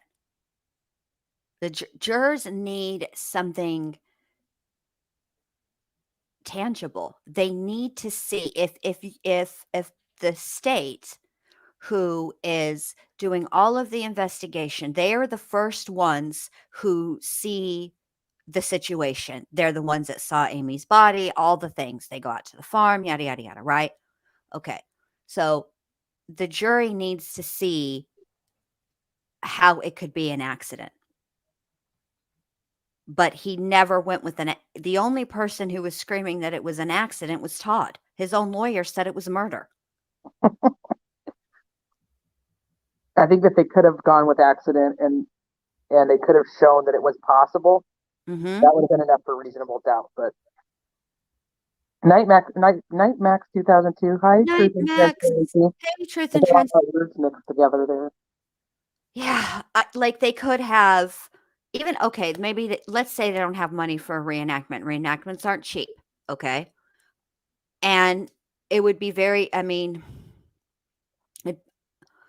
was he on bond? Was he out on bail awaiting trial?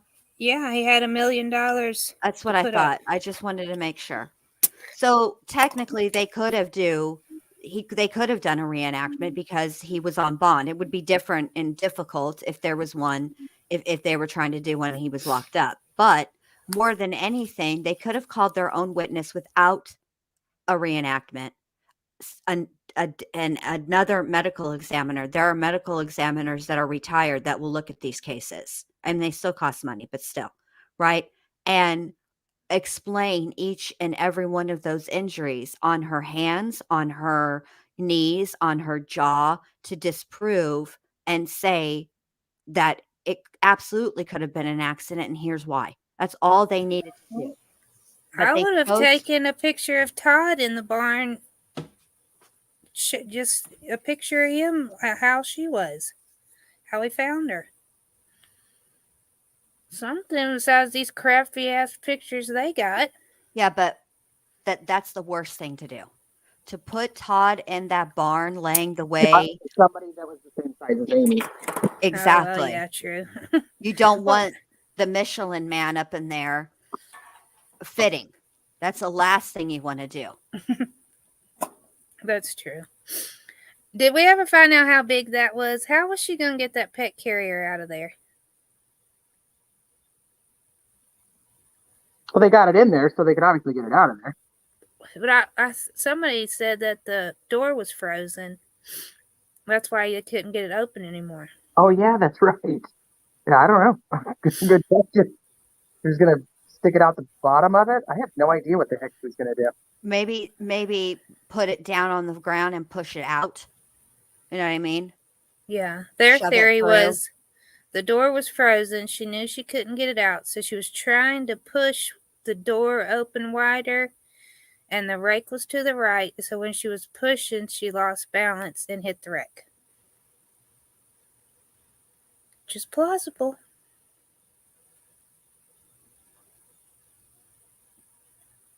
This is what needed to happen. And this is where we're not going to be able to prove that it was an accident is plausible. If you figure out the corn rake, if that is indeed the only thing that she hit, they have to be able to explain how because it's very difficult for them to get around the medical examiner's testimony to say that she was struck twice. That's where the jury was having a problem. Is that it wasn't just that she was struck. Oh, you mean hit twice, or are you talking about with the rake? Yeah, the medical examiner used the word struck twice with the rake. That's what she said. So yeah, it's the rake. It's the second. It's being struck twice that they can't get around. The defense needed to do something to prove that could have happened. The way that you know what I'm saying? Right. Did y'all hear her say, as I was at work, so I couldn't listen fully. Did she say about the abrasions inside the mouth? Yes. Okay. And they weren't really, they were on her lip. Oh, okay. I thought it was inside of her mouth too, but it was her lip. Yeah, I heard you say it, and then I couldn't really listen to her because everybody was talking to me. Yeah, it was her lip. And yeah. Well, I mean, but Not me. Did Alex 79 just say yes to Lana's proposal? Sorry, sidetracked, but What? what's happened? Oh, thank you, Yes. Truth and Transparency. Did you just? What are you saying? Yes to, Allie. Okay. Well, let's not get into that. Then we'll be having a trial for a divorce. oh god. Okay. Yeah. Okay. So, do we want to do Tristan now? Yeah. All right. Oh wait, I don't even know what I'm doing. I said you have timestamps for his, right? I do. Oh, okay, perfect. I said I thought I lost you because I disconnected from my Wi-Fi. I heard mommy. Jen Lou does have the heart of a lawyer.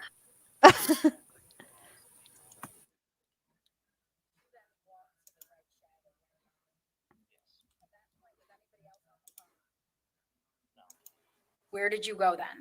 I went to the barn. What did you see when you walked in? My mom. And where was your mom at? She was just inside the door. And what position was she in? She was kind of on her hands and knees, face down. What did you do? I yelled for my dad. Did you see anything that was protruding or sticking out of your mom's body? Yes. What did you see? Corn rake And where was that at in relation to your mom's body? in her center back, probably somewhere around there. At that point, was your mom responsive? No. Did you do anything to see if she was? Yes. What did you do? I checked for a pulse on her neck and her arm, and I put my finger, or my index and my middle finger, under her nose to see if she was, if there was breath. Now, at that point, I think you indicated that's when you called for your dad. Yes. What happened then? He started running over. Wait a minute. And what did your dad do? Hold on a He minute. went in the barn. And, Why didn't they ask him if he found a pulse? That's what I'm. Yeah, I was. Get out of my brain. I yelled for my dad. Did you see anything that was protruding or sticking out of your mom's body? Yes. What did you see? Corn rake And where was that at in relation to your mom's body? in her center back, probably somewhere around there. At that point, was your mom responsive? No. Did you do anything to see if she was? Yes. What did you do? I checked for a pulse on her neck and her arm, and I put my finger, or my index and my middle finger, under her nose to see if she was, if there was breath. Now, at that point, I think you indicated that's when you called for your dad. Yes. What happened then? He started running over. And what did your dad do? He went in the barn, and he told me to go get the truck. At that point, did you or your dad call 911? Yes. Right then you did? No, not then, no. When you say you went and got the truck, what do you mean? What did you actually do? Went and got in the truck and drove it over to where they were. And what was your dad doing then? He was helping Mom out of the barn. And how was he doing that? He was kind of had a hand over both of his shoulders, kind of like the Army carry. And so did you actually see your dad take the rake out of your mom? Yes. And you saw him pull it out? Yes. And then is that when you saw him holding your mom like you just described? Yes. What did you do then after you pulled the truck up? I got out of it, and I saw her, and I got really, like, I kind of got lightheaded, and then my dad just told me to snap out of it, and I got the door open for him, and I sat in the passenger seat, and she sat on my lap, and we drove off to the hospital. So your dad then drove the car? The truck, yes. I'm sorry, the truck. And you were in the front passenger seat? Yes. And at that point, where was your mom? She was on top of me. And would it be? The front seat? Yeah. Why did I think it was the back seat? I don't know, but he was in her lap in the front seat. Now, this is what I want to know. I want to know what kind of truck it had, because there are trucks, obviously, that have bucket seats, right? And then there are the trucks that have the bench seats. I'm assuming that this truck had to have a bucket seat in order for it to be laid back. I think they talk about what kind of truck he had when the guy, the cousin of the guy who was building the house. I think they talk about his truck in that testimony. Yeah, but they I don't heard talk it. about but at that, when he pulls up, Amy's out of the truck. They're in front of the truck working on her. The cop. I think that they talk about what truck he got into to drive Mm. and what color the truck say. was and stuff like that. I It just don't was remember white. the brand, like the name. I think it was the white truck. I think isn't that what he said? Wasn't it white? I think they said a white truck, but of course, in this picture, you can't even. It Yeah, can't have been. It tell. can't. It can't have been the sloppy jalopy over here hidden by the stack of pallets. Surely they weren't trying to. I mean, they had all these other vehicles, and they weren't. Yeah, I don't think so. Well, some of these might be because this is the States, right? So Why would the state photograph their own vehicles if they're taking crime scene photos, babe? I don't know. They don't usually. Well, They don't. They don't usually use their cruisers to. hold on to Well, they got a them on here. Yeah, I guess that could be. Yeah, okay, but does any. Okay, now go back. Now, see these vehicles? Yeah. Do any of these vehicles match the vehicles in the other picture? No, and you know why? Because they're all parked over here. Okay, so maybe this truck is this the truck that the cousin brother building person that followed the ambulance? He rode And back then- in. He rode back in Todd's truck. So where's then his truck? His Okay, dad, so maybe this is the Yeah. grandparents' truck? his or dad took his truck. Yeah. Okay, and then Amy's Jeep. Right. Yeah, because these pictures are taken some the 10th, some the 16th, so we have no idea who was there when they took the other photos. What a mess. But it's a white truck. I mean, I know Yeah, that I know it's a remember. white truck. I I'm just with don't know. Teresa. I 100% remember they said white because, oh, for Pete's sake, y'all have got to remind me whenever I make these dadgum streams that I have got to be more diligent about. Subscribers only. Yes. Stupid bots. So annoying. I remember distinctly about it being a white truck because I said, if it's a red vehicle, I'm quitting. I for whatever reason, I thought they were in the back seat, but it has to be a bench seat because they asked him if he could lay her flat, right? Yeah, he- but then he says he leaned the seat back. Oh shit! So it Okay. might be like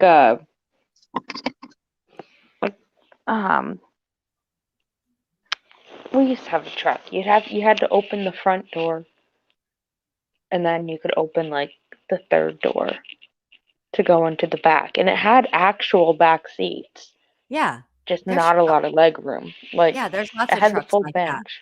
It's called a dual cab, right? Isn't that what it's called? Dual cab? I'm gonna have to go. Yeah. Yeah, They have no, Rams like the truck like we that. have now has like 4 actual doors, and like the back seat is like a full size. So like there's different. No, we used to have a truck that had like little flip up seats or something in the back. Oh, yeah. So like if they had even just that little bit of a bench, or maybe even the flip ups, you might be able to recline the seat back some. Well, I only know what he testified to. And okay, so a long time ago, my husband had a Dodge Ram, and the seat in the back was a bench seat. And the seat, then there were 2 bucket seats in the front with a big, huge console in between the 2 bucket seats. And that's how probably, ours is. yeah. And I bet, but that's the only, because I remember him distinctly telling Tristan to get out of the vehicle, to get out of the truck and to help him lean the seat back. Yeah. He even told the 911 operator. Yeah, I'm gonna That lean he the was- seat. Yeah. Yeah. I think it's odd that he told the son to snap out of it. Seems a little cold. Oh, he was probably like, we've got to get this going. Like, snap out of it. We've got work to Right. do. We You gotta can't. help us. Right. We cannot be fucking around. This is not the time to be thinking. This is the time to be doing. Yeah, We 'cause are he's a doer. doers. That's why I said what I said.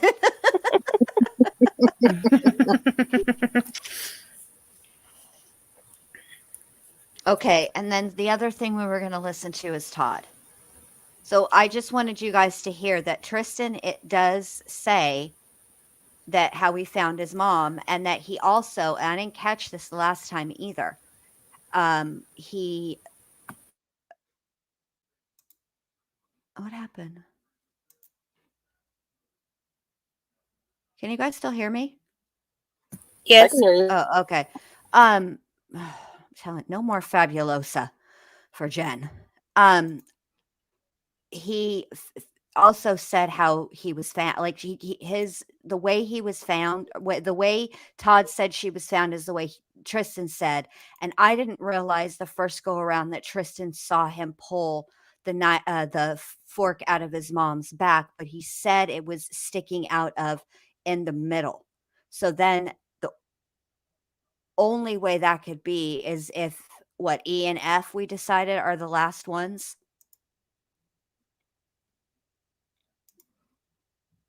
Those are the second ones.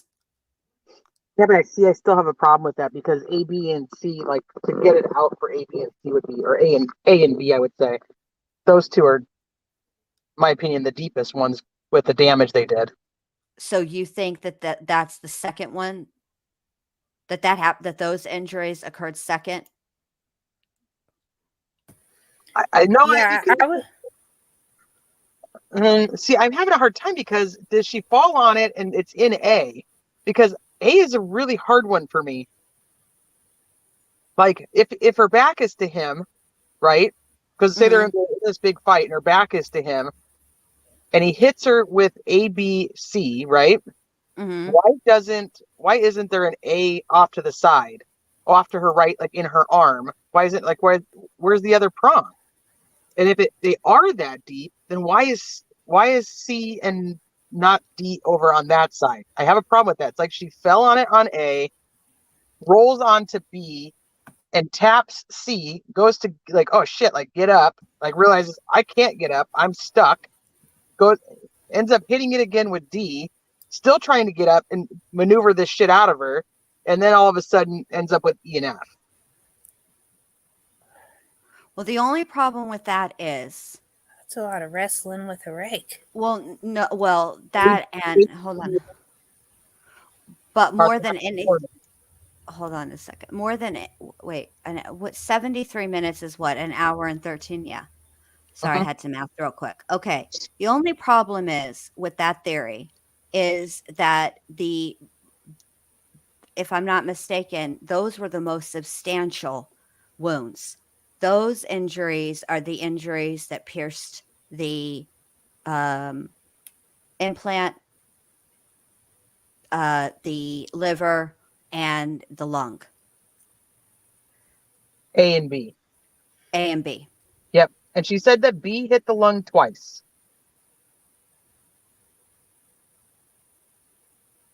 Huh. See what I'm saying? Going to get up, can't do it, goes back down. B hits the lung the second time. Then there's D. It's not all the way down because she's kind of on her side. She's trying to get up, and then goes back down. So the hardest fall she took was the first fall. Yes. Okay. I can agree with that. So maybe she tripped and got all. Well, she smacked however it happened, she smacked the shit out of her chin. That is a bad injury. But I will say it does somewhat line up with an axe, I don't think that and that's how, wait a minute, let me think about this. See, this is more unknown. Wait, were her pants partially down? What? What? No. What? What do you mean? Somebody said that it came out that her pants were partially down. I think her pants were too big for her because the bottoms of them are frayed. But see how they are at the bottoms? That's weird. Okay. But this is my thing. If the lung was... Let me think about this. I need more information from the medical examiner as to the lung being struck twice. And the depth. Well, yeah, but depth and or width on any of these wounds is ridiculous to me. I'm sure that I'm sure there are. I'm sure she listed it. She just wasn't asked about it. But what I don't understand, I need more information as far as how did she determine that the lung was pierced twice? Were they two separate injuries, or due to the size of the prongs themselves compared to the hole left in the lung, right? Was it I mean, it would have to be she fell twice, this almost the same. She would have had to fall the exact same way. You know what I mean? Like she fell further on the rake that second time. And I will say there does seem to be some evidence to that, because if you look at B, there's bruising above it. Mm-hmm.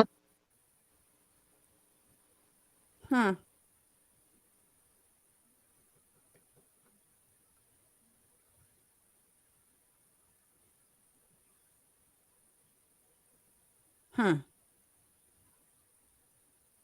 I forgot what I was going to, why I was looking at this for Todd.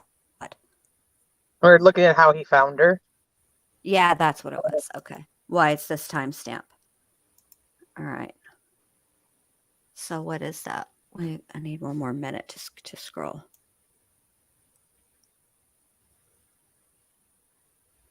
Too far. Close enough. All right, here we go.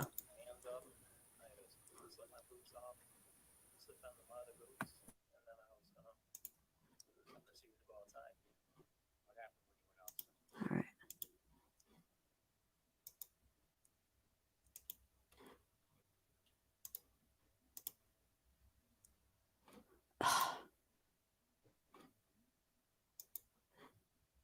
All right.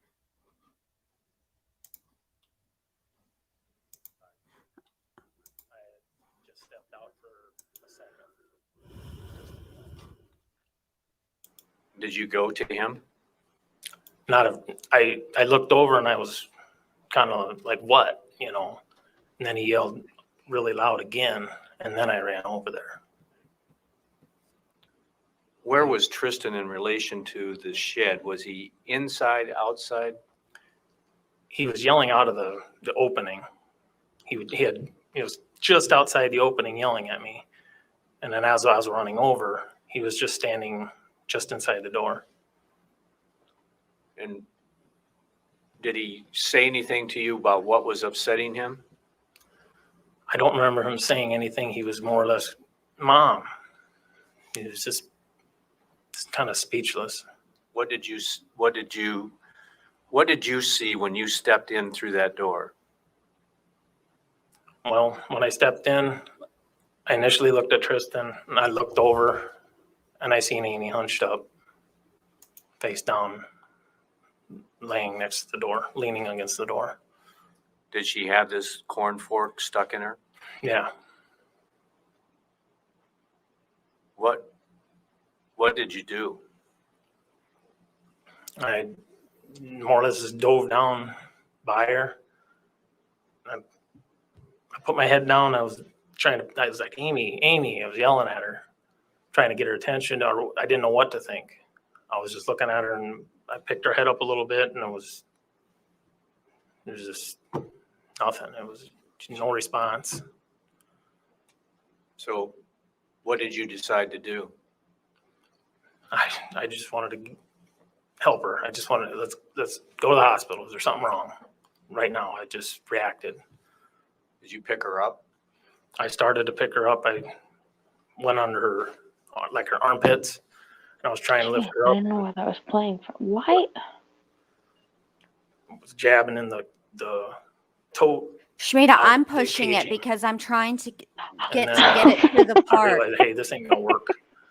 I keep thinking I'm Set her pressing down it. more or No, less I'm trying to above get my it. How does arm. this keep I just reached happening? over. I pulled the fork out, Yeah, I'm trying to I get it tossed to the it, part where and I got underneath of her. he And I says told she was Tristan, up against "Go the get door. truck. We gotta go." Oh, here, I have a better picture of Yeah, that. he took All off, right. and then I tried to get her up and get her out of the barn. Did she ever, did she ever become responsive at all? No, Okay. Yeah, that's the picture that was shown in court. Okay. And he says her head was where that white rag is. Right? He said she was up against the door. Like well, no, where That- the doors meet, right there. So that's Yeah. like the sliding door. So the right where that white rag is two separate doors. You can see the one that slides, and then you see like the wall part right there. Mm-hmm. And then her head was above that, Above the white rag. above the white rag. Towards the circle thing or towards the other way? Her head was facing us.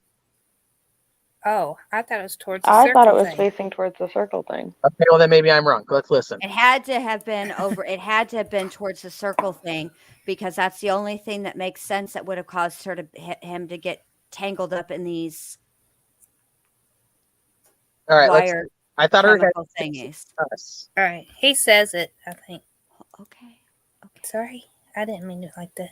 Sorry.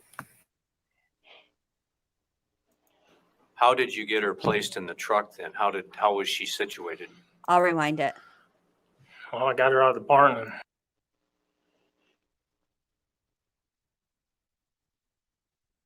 if she couldn't get it out, he was going to grab it. What the hell? Hold on a minute. I missed that. Said those words. Next. We went in to clean up, change our boots. And as we were doing that, me and Tristan were standing in front of the window at that time. And I go, well, that pet carrying over there. And he goes, yeah, I wonder what happened. That's what Tristan, and it was in a conversation. Well, what happened?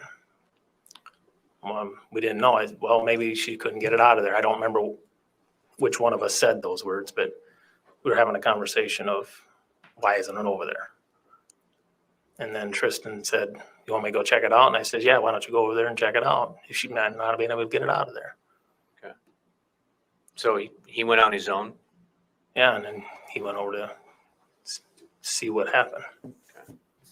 Well, he went over there to see Whatever. what went on with the pet carrier. Yeah, if she couldn't get it out, he was going to grab it.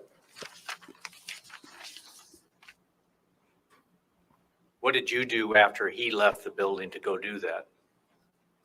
I was just finishing washing my hands up. I had to slip my boots off, slip onto my other boots, and then I proceeded to go outside. What happened when you went outside? I had just stepped out for a second, and Tristan yelled. Did you go to him?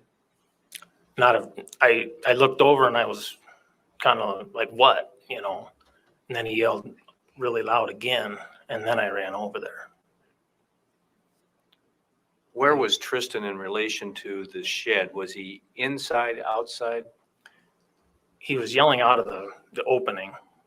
He was just outside the opening yelling at me. And then as I was running over, he was just standing just inside the door. And did he say anything to you about what was upsetting him? I don't remember him saying anything. He was more or less, Mom. He was just kind of speechless. What did you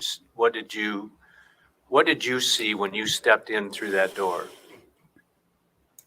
Well, when I stepped in, I initially looked at Tristan, and I looked over, and I seen Amy hunched up, face down, laying next to the door, leaning against the door. Did she have this corn fork stuck in her? Yeah. What did you do? I more or less just dove down by her. I put my head down. I was like, Amy. I was yelling at her, trying to get her attention. Or I didn't know what to think. I was just looking at her, and I picked her head up a little bit, and it was just nothing. It was no response. So what did you decide to do? He may say it with a I state. just wanted to help her. I just wanted let's go to the hospital. Is there something wrong? right now. I just reacted. Did you pick her up? I started to pick her up. I went under her, like her armpits, and I was trying to lift her up, and that fork handle was jabbing in the toe out the caging. And then Motioning the I direction. realized, hey, this ain't gonna work. So I just set her down more. Say that again, babe. He's like motioning the direction that it was. Yeah. Hi, Paula. Hi, Paula.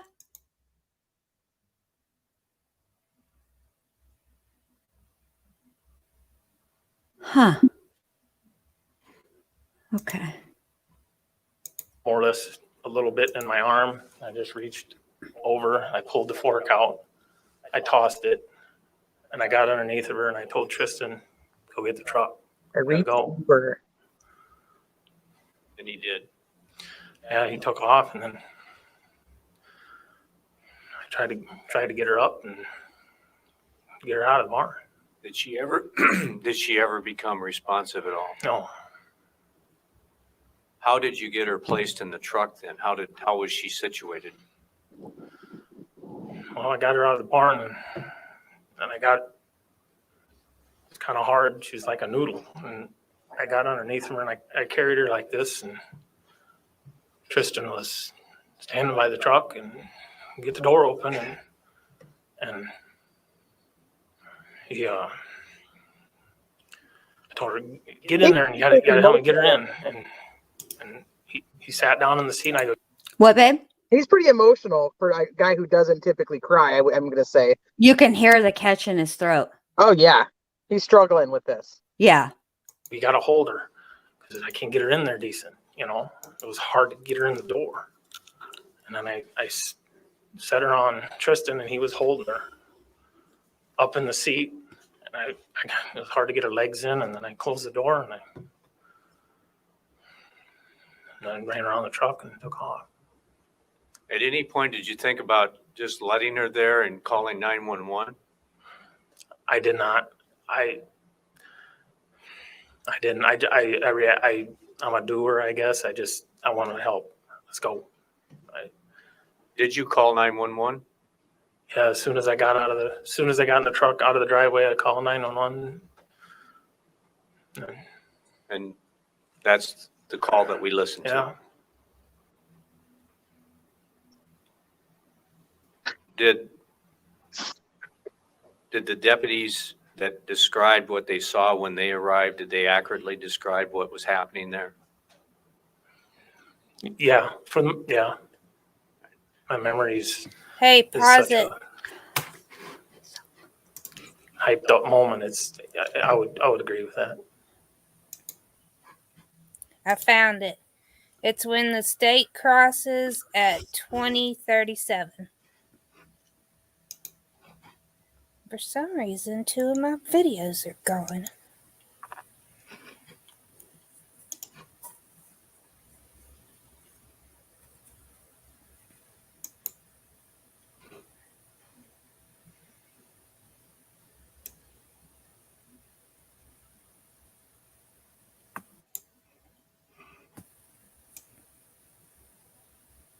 $20.37, you said?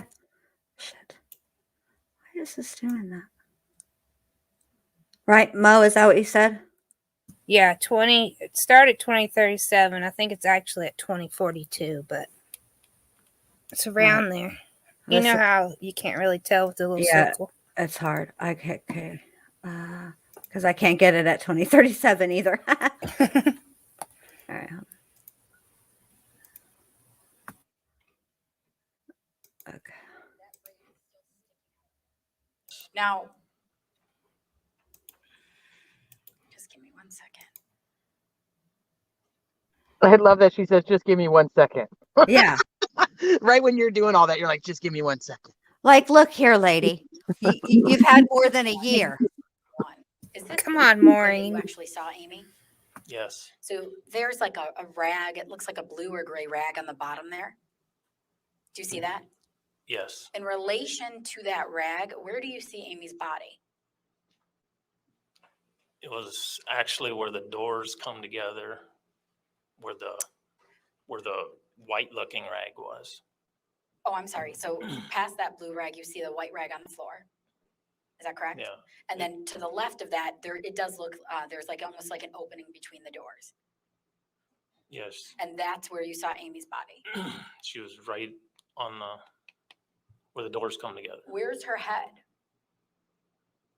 Her head is down right on the edge of the concrete. And which way is her head facing? Which way is her head facing? Mm-hmm. Yes. I'm More or sorry. less straight down or slightly out. Is it facing towards where you enter the barn or away from where you enter the barn? Or the red shed, I apologize. Her head was towards the opening where you go in. And the rake is impaled in her back Yes. and it's sticking out. Yes. And it has a handle, Oh. but it's a broken handle. Yes. So where's the handle of the rake? Which direction is it going? Is it going towards those crates or is it going towards the door or where is it at? Towards the crates. So at that point, you lift up Amy's head and that's when she's not responsive. She's not responsive. And Tristan is right there, Yes. your 13-year-old son. Yes. And Tristan is about to pass out, correct? Not at that time. I was aware. I didn't look at him. Okay, well, when you're interviewed by John Turbot on November 16th, 2018, you do tell him that at this point, you look at Tristan and you think Tristan's about to pass out. I thought he was about to pass out after I was carrying her out. Okay, so it wasn't until that time you realized that. Yes. And so Tristan's standing right by you, He's behind me. behind you. You then decide to lift Amy up. I pulled her away from the door. And so how did you pull her? Did you pull her towards you? No. She was leaning up against the door. She had to Right be where the in doors that come together. spot in between where the door, I had my hand on her where the face. And I doors reached come over to together, her and right that in side between that I and pulled her where away from the the door cement slightly. is. to see if I could get her up. And you were Right. able to get her up. The handle, That's what it sounds like. when I pulled her over, contacted the chemical tote. So then at that point, you decide to take out the rake. Yes, And I think you indicated you had to kind of manipulate it, pull it out. not really. Not really. No, So it was pretty easy. It just popped right out. it seemed to pull right out. Even it's on a curve, right? You didn't have to do anything but just pull it right out. It pulled straight out. And then I think you just threw it, right? You just threw it. I had it in one hand, I had her in the other. So you're holding the corn rake. Then what do you do? I threw the corn rake and then I got under her armpits to So lift her up. you actually pick her up by her armpits. Mm-hmm. Is that a yes? Yes, And where does her body then make contact with your body? in my chest. So you're holding her. Where's her face? Right in this area, right in my chest. And is it almost like you're bear hugging her and holding her at the same time? Is that fair to say? In a way, yes. And at that point, you don't yell to Tristan to call 911. No, You don't call 911, I don't know if he had his phone. but you had your phone. Yes, And then, is that when you tell Tristan to go get the truck? yes. And where's the truck located? I don't remember exactly where it was. I told him to go get it. Okay. And so while Tristan's doing that, what are you doing? I'm in the process of getting her out of the shed. You're getting her out of the shed. Does Tristan pull up the truck? Yes, And he pulls it right up to like the door of the red shed? no, Where does he pull it? he pulls it. There's a U-shaped driveway and then there's a small driveway that was behind, that connects the red shed to the other driveway. All right. We good now? We understand where she was? I think so. Okay. What do you guys think? Yeah, Teresa was right. Teresa was right. I don't, like, I was way off. I don't know what happened. I thought for sure. Okay. So So that makes If that's the case, then that would mean that E and F are the ones that he pulled it out of. yes. Where? Or It had to have been. A, B, C, D, and F. A, B, no, A, B, E, and F. A, B, E, and F. And but nobody asked where the hell these towels came from. No, I it's, thought they did ask. She did ask. she did? Or maybe we did. I don't know. I remember discussing it. It might have been us. Never mind. Oh, we're the worst, Jerry. huh. Well, I mean, it's a barn. You probably just throw stuff in there. She's up against the door. Her head is. Her head is in this little. I don't know if you guys can see it though. Can you see my pointer? I can see it. All right. So you But see where the left side of her face is sitting up against that corner of that slab of concrete.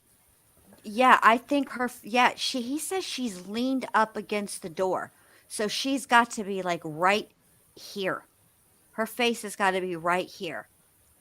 You And should that draw it on means the picture and then put it back up. do what? Draw it on the picture and then put it back up. I don't have the picture. Shmita does. We could fix that. Hold on a sec. Hold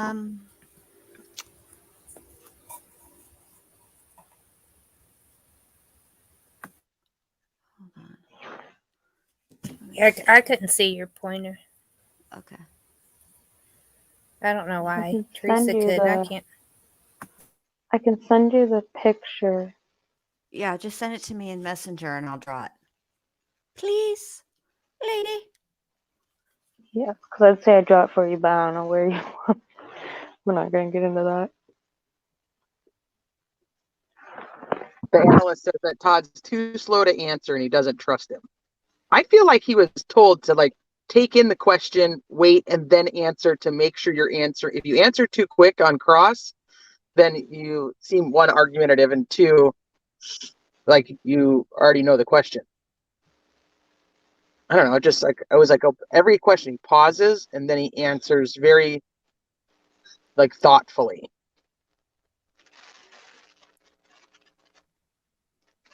It's like you thought Tristan was going to pass out? No, not at that time. You know. This is literally the worst drawing I've ever done, but you guys take my point. Because I don't have this one doesn't have a stylus. I'm not fancy. Okay. You'll know when she puts it on the screen. It doesn't, it looks slightly inappropriate. Don't judge. But this is just a quickie. All right. That's what she said. I know. I was thinking that. Dirty girls.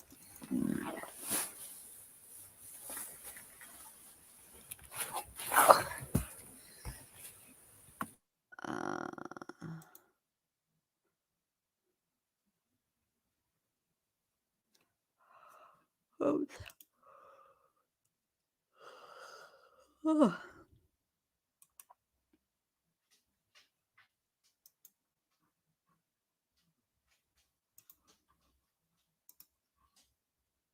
All right.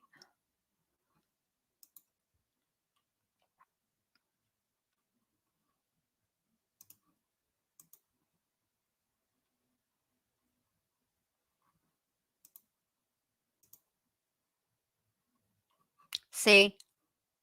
This her head, this her arms, this is her leg, and that's the rake. Is that what you were thinking, Teresa? Yep. That's what I'm thinking.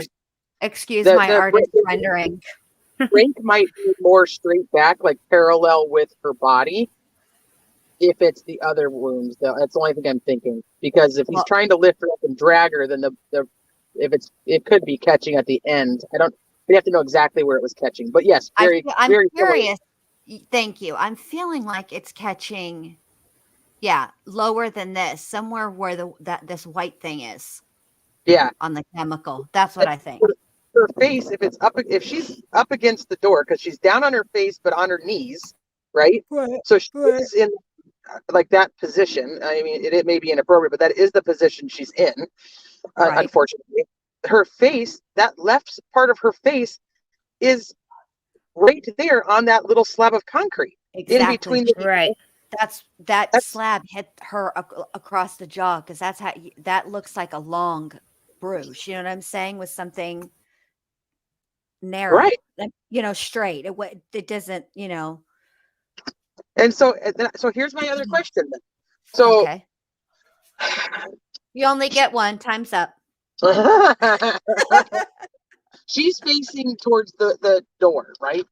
Mm-hmm. So if somebody's hitting her, they're hitting her on the other side. So if he follows her in, he would have to go around the whole other way, right? Around the chemical bin, that other way that we were talking about. Yes. And then He she'd had have to to do a be sneak exiting attack. to be hit. Well, she'd have to be exiting to be hit in the back. She doesn't have the pet carrier yet. Exactly. So why did she hit it that way? See, this doesn't make sense. That's why I feel like she fell and she was trying to crawl towards the door to scream. Right, but she could have been right there at that opening screaming for help and nobody heard her. I mean, she could have. Yeah, you're absolutely right. She's like, I just got to get to the door. I got to get to the door.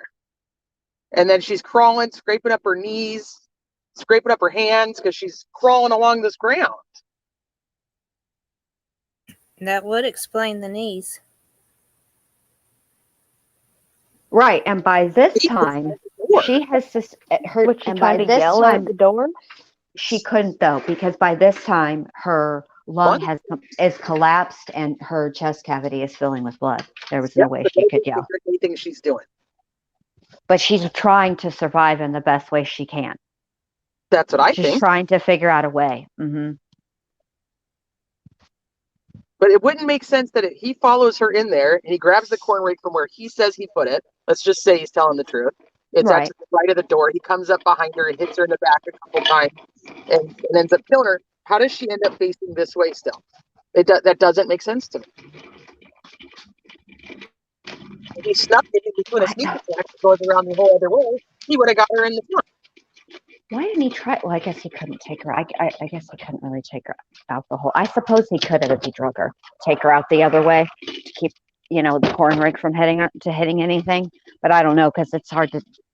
Well, you'd have to go back around that whole corner, down by where the bunny is, down to where the pet carrier is, around another corner and back out the door.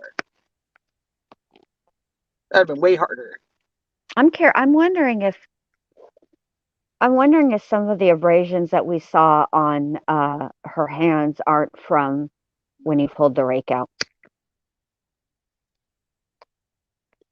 And they scraped up against the concrete. I know this is what I find compelling about his argument.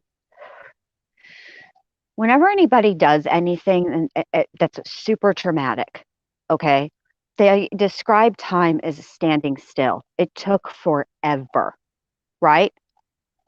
And that would be the same, I think, with taking out the corn rake. I don't think it came out just like that. I think he did have to wrestle with it, but I don't think he remembers that part, which I find to be normal. You know what I mean? Well, so let's take that into consideration and then think he gets the two out, and then is he wrestling with it and is he causing the other puncture wounds? I mean, it's possible, but I feel like that maybe what we think of as defensive wounds, which those would typically be where defensive wounds would occur, maybe they could have occurred, because I looked at those pictures over and over and over again, and those injuries all occurred at the same time. They all have the exact same coloring to them, so they're all on her hands. And so I wonder if that abrasion that's on the inside of her hand by her fingers is her trying to grab that door. to pull herself up. Oh, that's a great point. How much of it is from the door? I think what we, because those do bear all of the marks or the traits of defensive wounds. But it's So I very think she was trying to possible. yell out the crack. I think she was trying to get her hands in between the crack and pull herself up.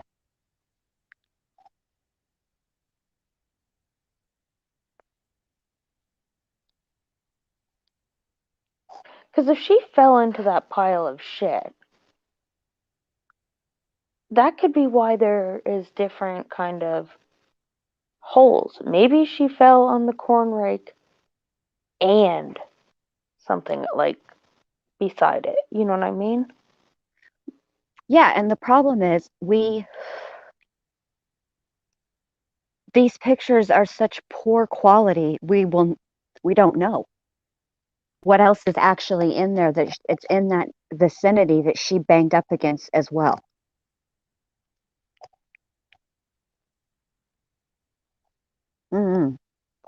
But I promise you that corn rake, it wasn't like sticking a knife into butter and it comes right back out.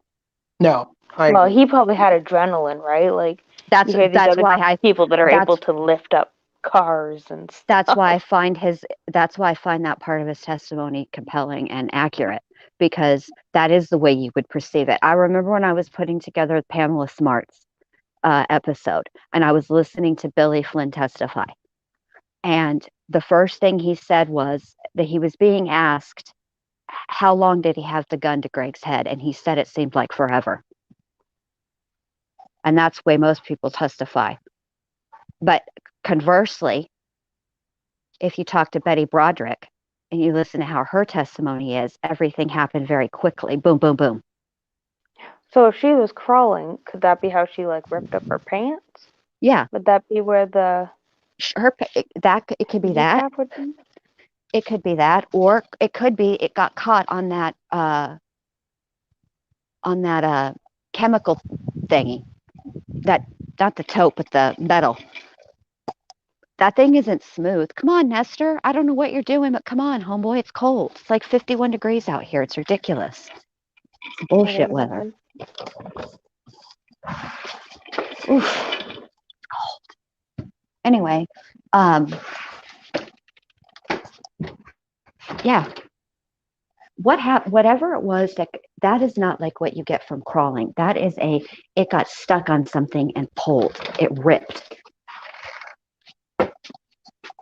It got caught on something and ripped. That's what I think. That's what it looks like. And it probably happened on her way down. Her head was facing towards the opening. Yeah. I thought it was facing towards that little circle thing, but nope. Teresa was right. And it does make sense that now the injuries make more sense, except for the corn rake one. I mean, those ones are those, but they still do make sense.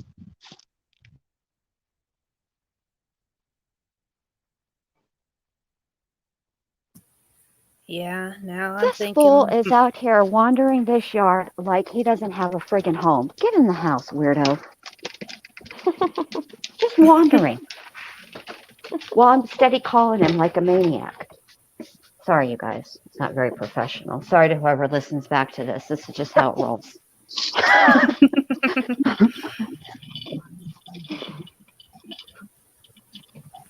I mean, I can see how you could say that the injuries to her hands look like defensive wounds, but I think also it's possible that she was trying to pull herself up and scrape the shit out of her knuckles, probably putting both of her hands, one on top of the other, right, next to each other on top of another, and trying to pull that door, either to pull herself up or to yell through it, or both.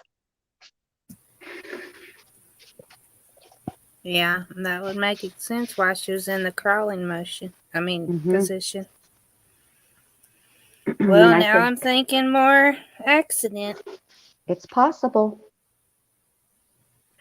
Look at We're that, gonna- Teresa. Did you ever think you'd hear Jen say it's possible it's an accident? Well, she's I always said told- it was possible, but I hear in like her inflections that she's actually considering it as a real possibility now.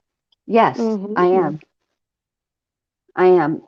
I think hearing the testimony that we just heard together like that, and then having the picture, thank you, Mo, of the injuries on her back labeled, that helped a lot.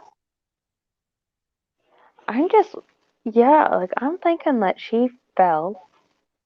Because that's the thing, though. We're assuming that all of these puncture wounds are from one corn rake. And they did not prove that, in my opinion. And if she fell on a pile of junk, or, yeah, like, Well, she could have been punctured by a couple of things. one thing we can say for sure is that, hold on, let me get the thing back up here. Okay. One thing we can say for sure is that marks A, B, E, and F were for sure E and F were made by the corn rake. And I'm thinking that it's a very high probability that it was A and B, which leaves the only two are C and D. And those are relatively superficial relative to A, B, E, and F. And we know it had to be E and F that were made by the corn rake because both Todd and Tristan said that's pretty much where the corn rake was when it was sticking out of her back. Can you, Shmita, when you do your lineups, can you see if you can get A, B, E, and F to go together? Yeah. Yeah, I can try it. I'll try a couple different, The biggest issue I have with those four being at the same time is obviously the two downward, two upward. But I'm thinking if two are already in from however she first fell versus how she falls back again onto the second two. You know what I mean? Mm-hmm. Like, does that change the trajectory? I can't speak. Trajectory of them. Yeah, I'm curious about that too. Whew. All right. We're going to come back to this, you guys, not tomorrow night. Tomorrow night, we're going to start Ezra McCandless, or McCandless. I don't know how you pronounce it, but I'm going to come back to this for sure. Because I still have more questions. yeah. I He needs definitely a have new questions. trial. He does need a new trial, but the thing is this situation with the injuries and all that, a new trial is nothing if they don't bring up the injuries. That's not going to help him. You know what I mean? Because the state is going to likely present it the same way they presented it this time. Yeah. They'll probably leave out the 911 surely call they unless would they get- have it analyzed. Surely they would get experts on the other side this time to look at everything. But I guess you can't really get her body back. Like, No. not cremated. Well, yeah, but yeah, that's true. I suppose you could. But do you know how hard it is to get a body exhumed? Sure, but I'm just saying, okay, so I think, yeah, she lands on A and B. Even possibly part of C. And then I think that she rolls and lands with E and F. But A and B is still there, and that's why there's another. A is the bigger one that punctures lots of stuff on the inside. B hits the lung twice. And then there's E and F.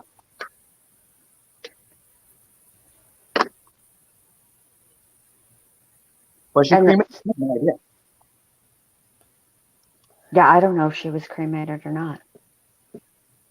No, she's not. She's buried. That's what I thought. I know where she is. Wow. Well. Yeah, her tombstone's actually really pretty. It's got a picture of her, the one where she was hunting that moose, or not moose, that deer or something. Mm-hmm. And that's the thing I didn't like about the prosecution. They kept trying to make it seem like Amy wanted to be at the hospital and she didn't really care about the farming and stuff. But she had a lot of Facebook posts about like being a farmer and loving being a farmer, and this one was about the dad teaching the son how to be a farmer. Like, it's,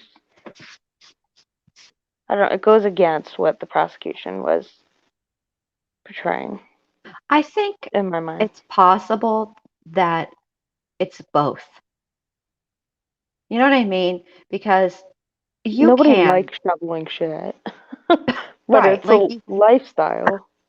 Right. Well, right, but you can in moments regret a decision that you made, but still be overall happy with your life. Meaning, she could have been happy to be a stay-at-home mom. Oh, thank you, Heather. Whatever. She could have been happy to be a stay-at-home mom and do the farm thing. She could have. And there are probably moments that she was like, man, I wish I was back being a nurse. Mm-hmm. Both can be true. Both can be true. I will 100% agree with you. Both can be true. And I think that's part of the problem is that, yeah, like I don't know. It's weird because people think that humans are all things at the same time, or you know what I mean? They can only be one or the other, always. But the truth of the matter is that you can be multiple things. Oh my freaking goodness, another dad come by. You didn't put it on. I did, I forgot. There. Thanks, babe. Well, I've had a great time researching this case with you all. I thank you guys for looking into it with me. Oh, Well, you're I'm gonna welcome. be We had a cursing you great now. time. Misery loves company. Frig. It's a very intriguing case to me. I just, I don't know. I'm fascinated by what happens with it. I Me have. too. Yeah. Well, we're there gonna- was a white truck in that picture.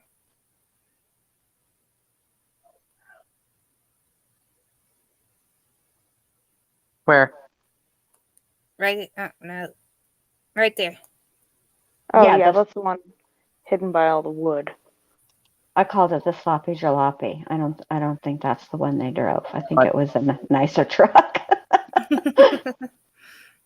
But thank you so much, Teresa, for coming up here and doing this. This was so much fun. You're welcome back anytime, every time, whenever you want to. Yeah, You and guys. if you need your paper on forensics, you need to watch Ezra. Yeah, It has I will be all the doing another things. paper on Todd Mullis. I can guarantee you that. I don't think anybody would. Yeah. Like, let's write about wrongful convictions or cases you believe the person is innocent.